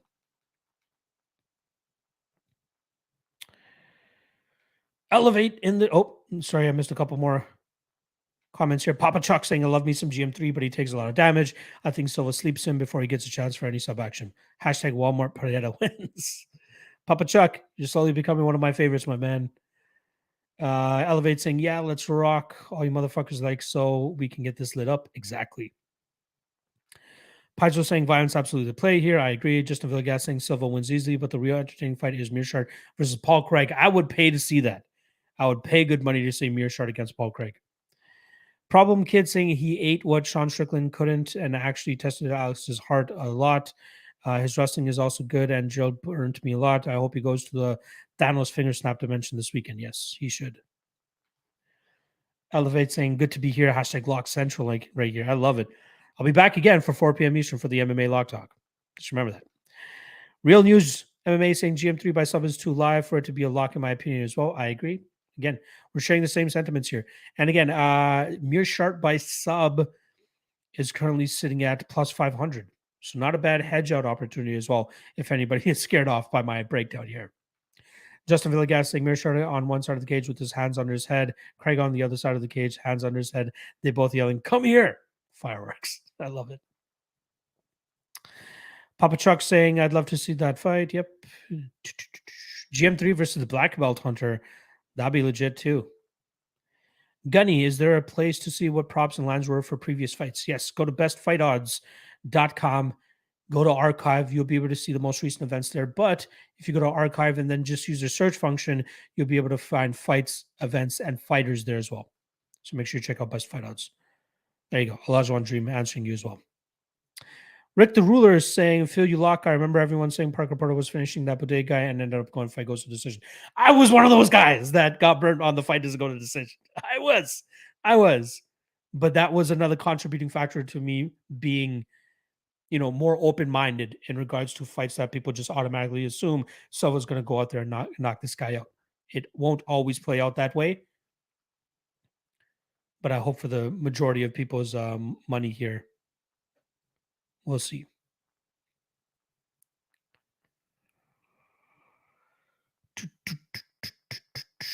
Jackson Vozo saying, I'm going to use the under 2.5 in the GM3 fight to parlay with Buday. I like it. Martin O'Dwyer saying, I can honestly see Clark coming out wrestling and then Asmat gassing. I don't know if Asmat will gas. Clark, he has a sketchy gas tank himself. So be very careful with that fight. All right, let's move on to the co-main event here. Featherweight fight, short notice. Hype train. David Onama coming in as a minus 280 favorite, taking on Nate the Train Landwehr, plus 235 on his side of things.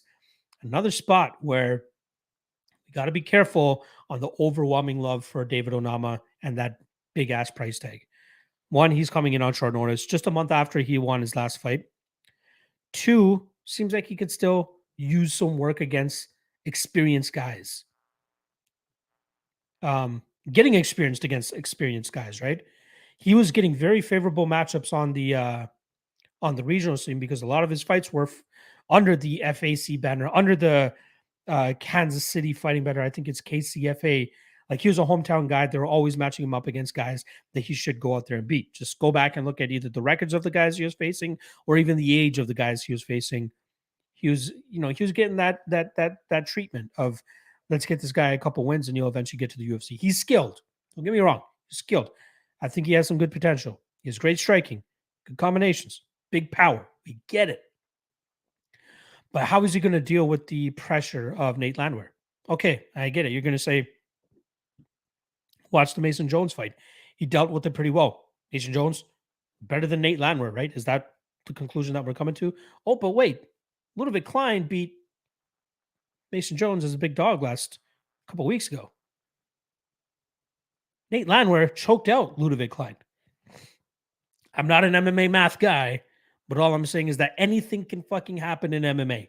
And if you're willing to go out there and pay minus 300 on a guy that still needs more seasoning, in my opinion, against a guy who's faced the toughest Russian motherfuckers in the game over there in Russia and actually getting his hand raised and still having good, decent showings in the UFC, that's tough. That's a tough sell for me. Minus 300 on that type of fight.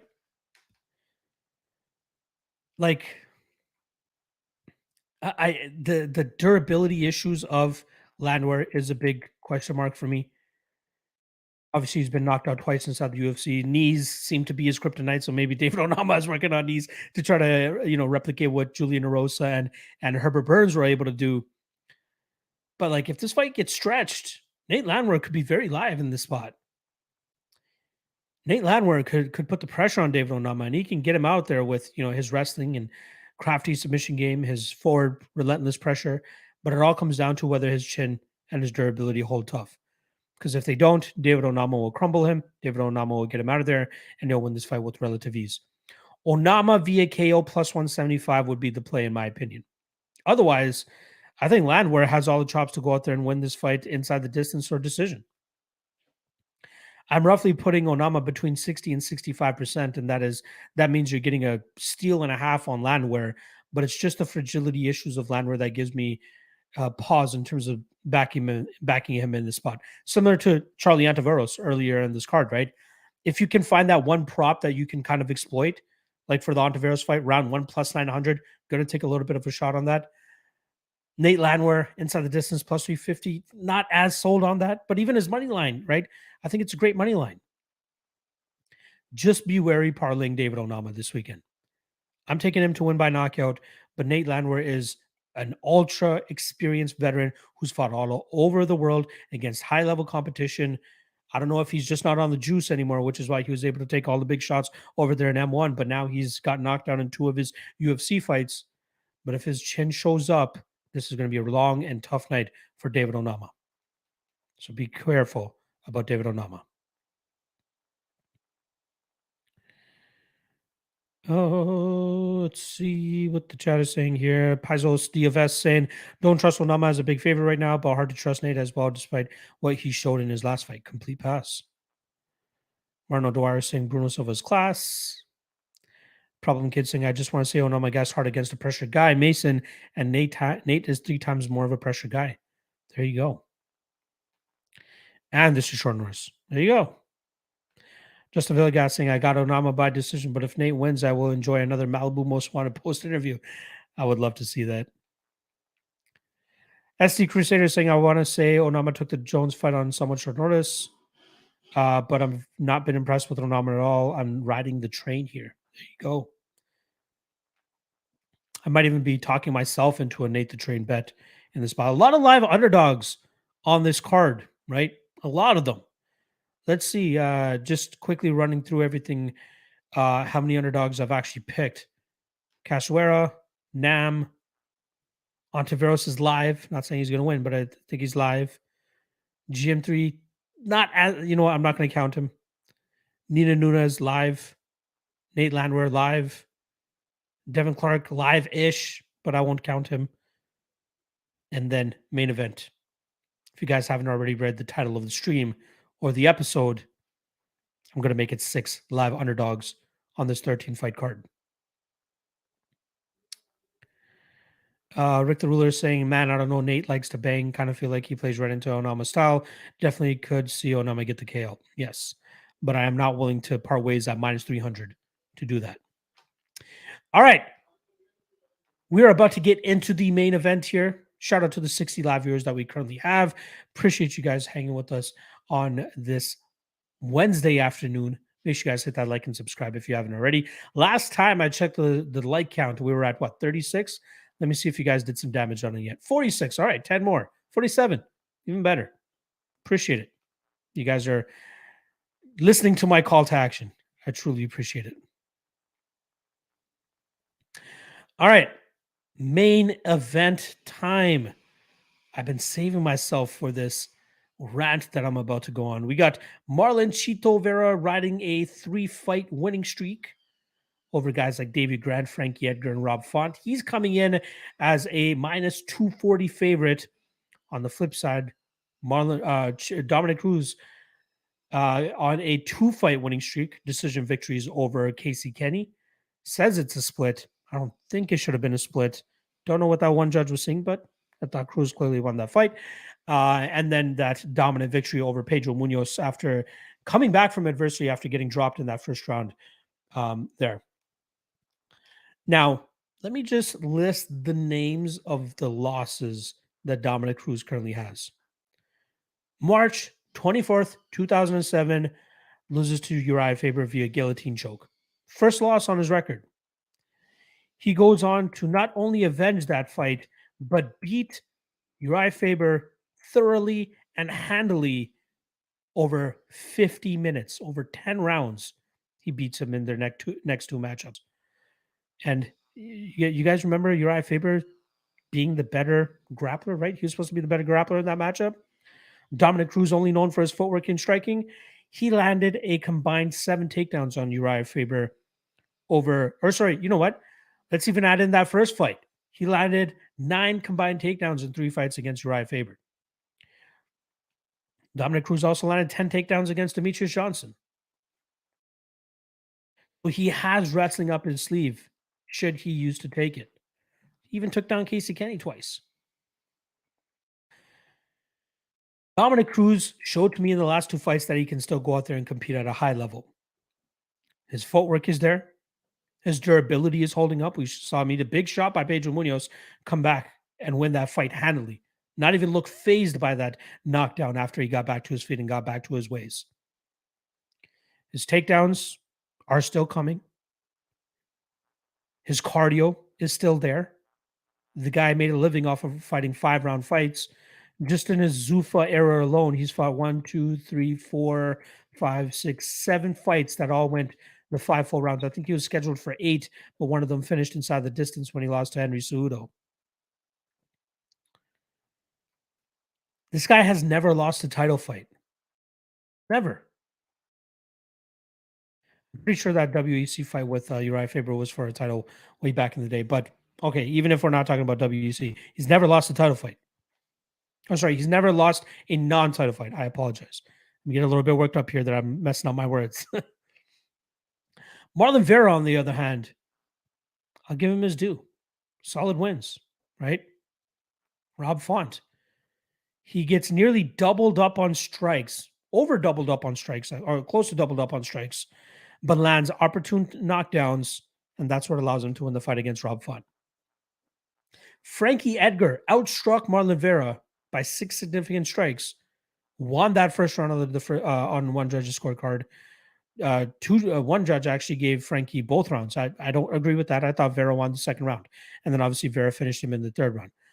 But what did we see in that Frankie Edgar fight? We saw Frankie Edgar use solid footwork, not to the level of Dominic Cruz's, but still solid enough footwork that he was able to piece up Marlon Vera early in that fight. Rob Font, great output, great jab, just doesn't move his feet well enough to be able to stay out of the way of the big shots of Marlon Vera coming his way.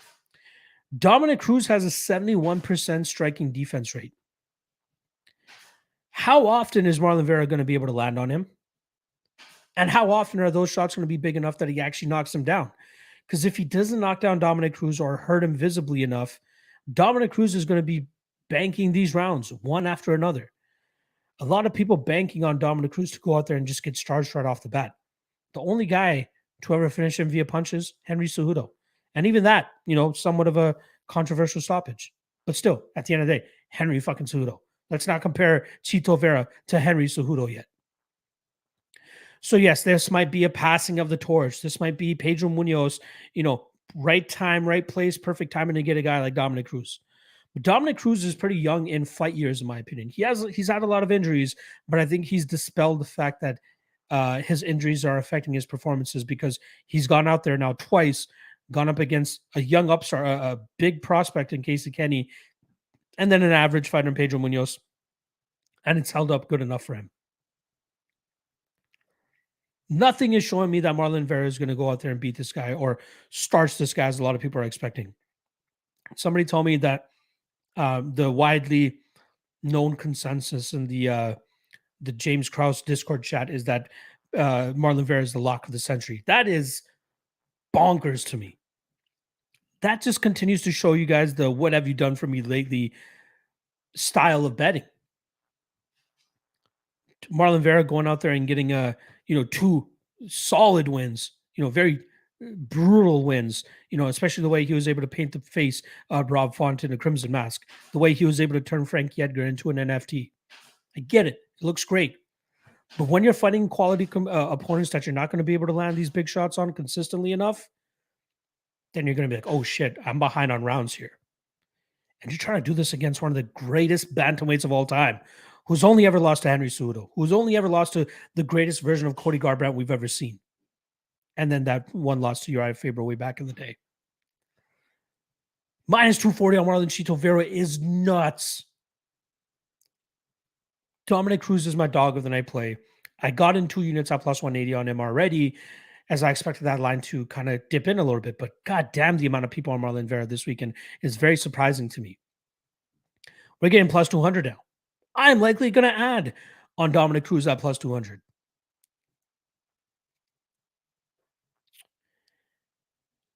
This could be one of those spots where people take advantage of the,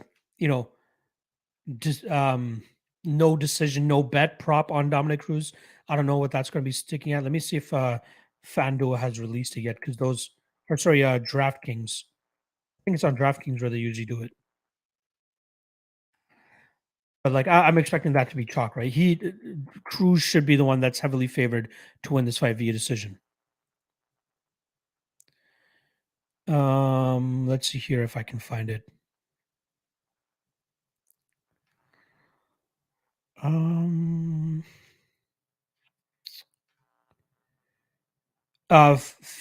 Decision only. Wow. Plus 150 on Dominic Cruz at decision only. That's crazy. I don't see him finishing Chito. I give Chito that he's very durable. But to have Chito Vera even as a favorite in that is whack. Plus 150 on Dominic Cruz, decision only, sign me up. I might just throw 1 unit on that and then just add another unit to the plus 200 as well. But I don't see it, guys. We got to reel in the recency bias. Jeff Neal just reminded us this past week, right? We're writing him off. How are you guys writing off Dominic Cruz in the spot so easily? Okay, I can understand maybe Chito Vera minus 130, minus 140. It's his time, the age, passing of the torch, all that stuff. I get it. But this line is way out of whack. This is way out of whack. Dominic Cruz is going to go out there and do Dominic Cruz shit. I feel pretty damn good about it as well. I can't wait to get into the comment section here and see how many people are going to be ragging on me for taking this stance on Dominic Cruz. Let's see. Problem Kid saying he's 17-0 in non-title fights. There we go. Kung Dao Chicken saying Cruz is old now. Oh, okay. The new generation of fighter is taking over.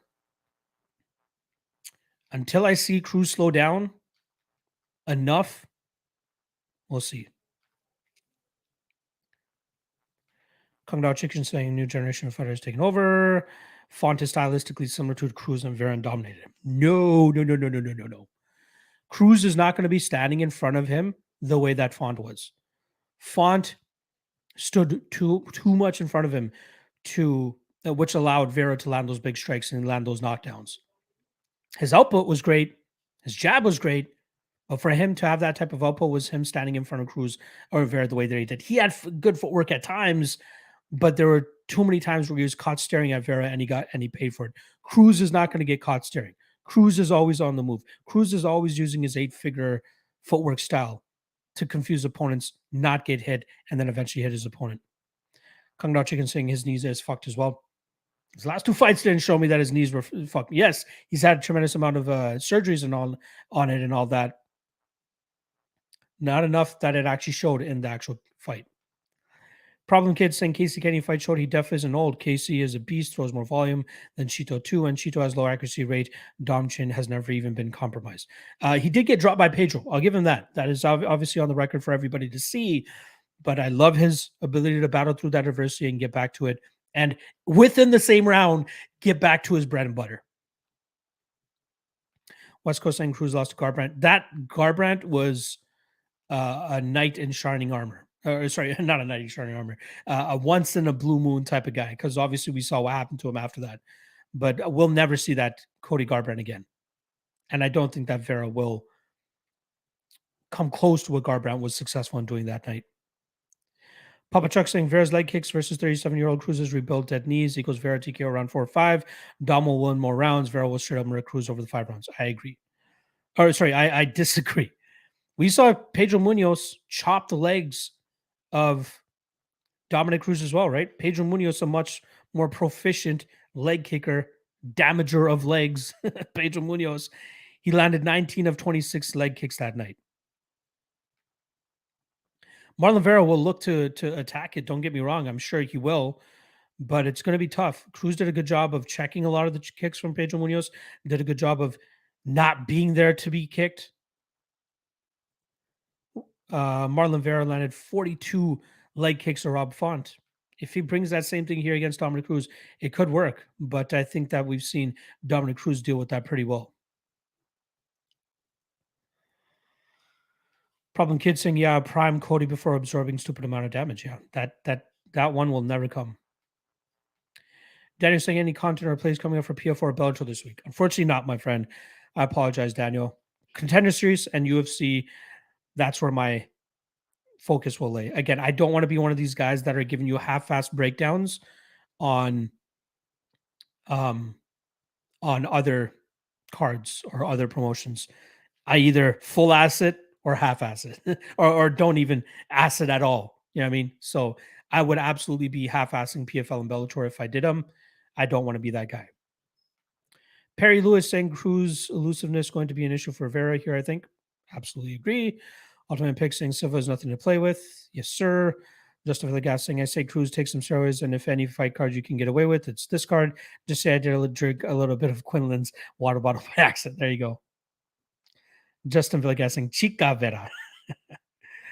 Nick Sisson saying I'm leaning Chico based on Dominic's age and injuries. I'm undecided, but if it hits plus 200, then I'm decided. It is at plus 200. Take the shot, my friend. Jacksonville Zoe saying I like Cruz plus 150 decision only. I think Chito has to win inside the distance. I agree. I'll likely be having a shot on that myself. Cole Stein is excited for this one, as am I. I'm ready to look like a complete dumbass idiot should Chito Vera actually go out there and get that finish, but I feel pretty damn good about Dominic Cruz. Problem Kid saying Vera had gotten smarter, but I got Cruz reminding people what's good. Exactly.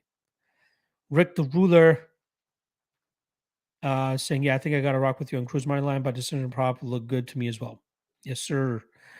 Paizo saying Cruz decision only looks great. That seems like the best way to play this. I agree. Why Hostral saying Cruz will do his footwork and try to confuse Chito until he gets blasted. Well, he's shown that he can get blasted and keep coming forward. So, or at least get back to his footwork. We'll see. 6 Chevy Colorado on the Cruz train. I love it. Ultimate Pick. Nothing looks good about betting Cruz, but good luck, guys. One of the Bantamweight GOATs. Only ever 3 losses in his career against top flight competition. Ooh. And I'll say that for anybody saying that he lost to Cody Garbrandt, like, we quickly forget like the form of guys when they beat other guys, right? Sure, Cody Garbrandt's dog shit now. He's fighting Hani Yaya, but back then, very solid fighter. Let's not take away from that. Again, it happened to Anderson Silva, right? Great in his prime, but start to fall off. And then people are like, oh, he lost to Anderson Silva. Shut up. Shut up. Leandro Medina Nunes saying the Casey Kenny fight was too close. Vera will do better. Again, two completely different stylistic matchups. We shall see, though. Six Chevy Colorado saying awesome breakdown. I'm hearing what you are putting down, G. Let's go. Leonardo saying Vera has more power. Again, like, let me just look through this here. Let's see the knockdowns that Chito Vera has had. Knockdown Guang Yu Ning back in 2016, won that fight via decision in a fight that he got outstruck in. He knocked down and finished Brad Pickett, a 2017 version of Brad Pickett, mind you. Other knockdowns. He knocked down Luigi Pirin. Luigi Pirin, dog shit. Knocked down Guido Canetti. Submitted him after that. Knocked down Frankie Science, the ghost of Frankie Science. Knocked down Frankie Edgar, the ghost of Frankie Edgar. And I'll admit it, I had a shot on Frankie Edgar that night. Thought the line was wide. Was looking good early. Marlon Vera came on later. Beat him. I get it. Okay. But we can all agree upon that Frankie Edgar's durability was obviously questionable that night. And then Rob Font knocks him down 3 times. Rob Font standing in front of him too much. Dominic Cruz won't get caught doing that. Again, if this was Chito Vera minus 130, minus 140 or something like that, power to you. Take the shot on Chito Vera. Take the power angle. Take the youth angle. Good job. Minus 240, you're just picking winners now. And we know if you just pick winners, you're not winning long term. That's it. So whether it bites you in the ass here, whether it bites you in the ass in Bruno Silva, whether it bites you in the ass with fucking David Onama, it never works out.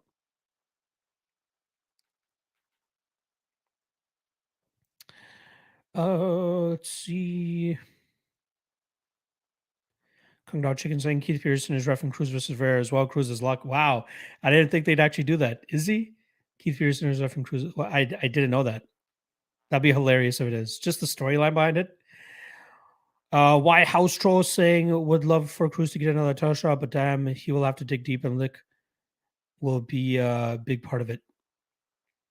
Could be. And luck will be a big part of it. I don't think he needs luck. The guy is a phenomenal fighter. But I don't know if he'll be able to capture the title against, the Aljos and the Piotr Jans of the world. I think those guys will give him trouble, not Marlon Vera. Nanadel Racia Cruz can be dominated over 5 rounds. That's the upshot of Garbrandt. Cruz cannot be dominated over 5 rounds, and Garbrandt was the only one able to do so. I'd be surprised if Marlon dominates 5 rounds. Problem Kid, Vera has been dominated before too. If that's logic, there you go. Jackson Velzo saying, I can see Vera having the same game plan as Pedro did. That didn't work out that well for Pedro. I see Vera destroying Cruz. Wild take in my part. You can say beating Cruz, okay, but destroying, I think that's wild. Problem Child saying Chito's low volume against Dom's insane footwork makes it a choppy fight, even if you ignore Dom's high level credentials and elite record.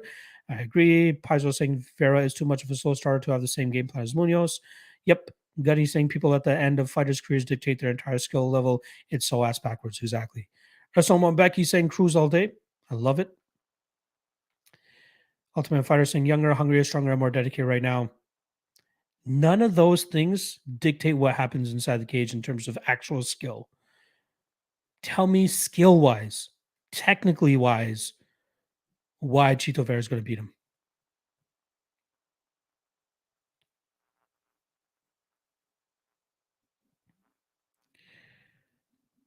Let's see.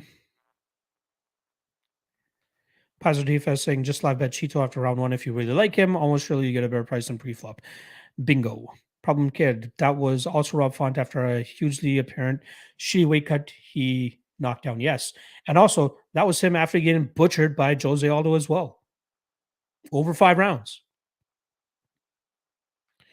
Jacksonville is also saying you cannot bring 2022 Cody into the conversation. He's afraid to pull the trigger now. He was different 5 years ago. Bingo. Once his chin was shot, he lost all that confidence. Ultimate Pick saying, yeah, but that loss doesn't look good, man. I highly disagree. I highly disagree. I think everybody and their mother would say that version of Cody Garbrandt is probably one of the best fighters we've ever seen the grace of the octagon. That's what it took to beat Dominic Cruz. Aaron's saying, had to work. I'm back. Don't worry. I'll be back at 4 o'clock as well, since we are on the back end of this. Guy saying he called that man churros. I know. I'm sure it was a mistype or a typo there. Aaron saying she does kicks and some takedown defense, gets the dub. We'll see. Again, that's another angle, right? Maybe not just the footwork, right? What if Cruz looks to get this to the ground? He has that game. He has that game. Aaron's saying, so his feelings are going to win in the fight. Got it. Exactly. I don't ever get that. Cruz has no chin as well. How can people bet Cruz? Because Cruz has only had 3 losses. Because Cruz has only been knocked out by Henry Cejudo, and even that wasn't even a clean knockout. Okay, I'm going to stop with the ultimate pick. Ultimate pick. Good luck on Chito Vera. Good luck paying minus 240 on him. It's completely fine. I'm completely okay to eat my words should Chito Vera win this fight. I hope you are willing to do the same if Cruz goes out there and cruises his way to a decision. I want to keep this as civil as possible. We can get heated every now and then, but I want to keep this civil. I appreciate everybody's takes. I appreciate everybody participating in the chat, giving their takes as well. When I feel good about and heavy about something, I will be a little bit more spirited and heated, but it is all out of love and respect. So just remember that.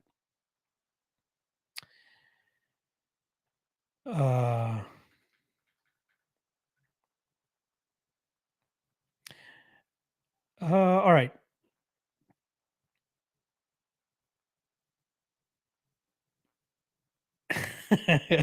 I'm not, the live chat is killing me right now. All right. I can't believe I hit 2 hours for this podcast. I think I got a little bit too heated and into this Cruz breakdown. I will try. Well, I'm definitely going to be dropping a dog of the night video tomorrow, just so everybody can hear my takes specifically on the Cruz and Marlon Vera fight. Hopefully I don't go into 10, 15-minute rant like I just did right now. I'll try to keep it between 4 and 5 minutes. I think it was a live chat getting me fired up as well, which is why I went so deep on it. But I like Cruz by decision. Cruz decision only, plus 150. Go out and snatch that if you're questioning Cruz's durability at all. Cruz should win this fight, and I can't wait to gloat about it next week. Or eat shit and have to eat the shit from the live chat. Again, it's all out of love. I appreciate everybody's takes. I respect everybody's takes. That's it. All right. Love you guys. Appreciate you guys. I'll be back in just over an hour for the MMA Lock Talk, just talking about MMA more so on a general basis. We can talk about whatever you guys want, whether it's, fights that are happening in the future, fights that have already happened, or even fights for this weekend, or just MMA in general. We can all talk about that on the MMA Lock Talk. See you guys back at 4 p.m. Eastern right here. Appreciate you guys. Other big content. 4 p.m. Eastern today and tomorrow. MMA Lock Talk, like I said, Monday through Thursday. I'll be on Chronic Combat Conversations as a guest tonight at 9 p.m. Eastern. So make sure you guys go check me out and support those guys over there. Tomorrow, propping you up 5 p.m. Eastern with Cody Saftik. Friday, 3 p.m. Eastern with Andrew Gombis, Ultimate Wayne Show right on my channel. And then 1 p.m. Eastern on Fight Day for the Fight Day live chat. Sunday back for a Dana White Contender Series breakdown as well. All right. Love you guys. Appreciate you guys. I'll be back at 4 p.m. Eastern. See you guys there.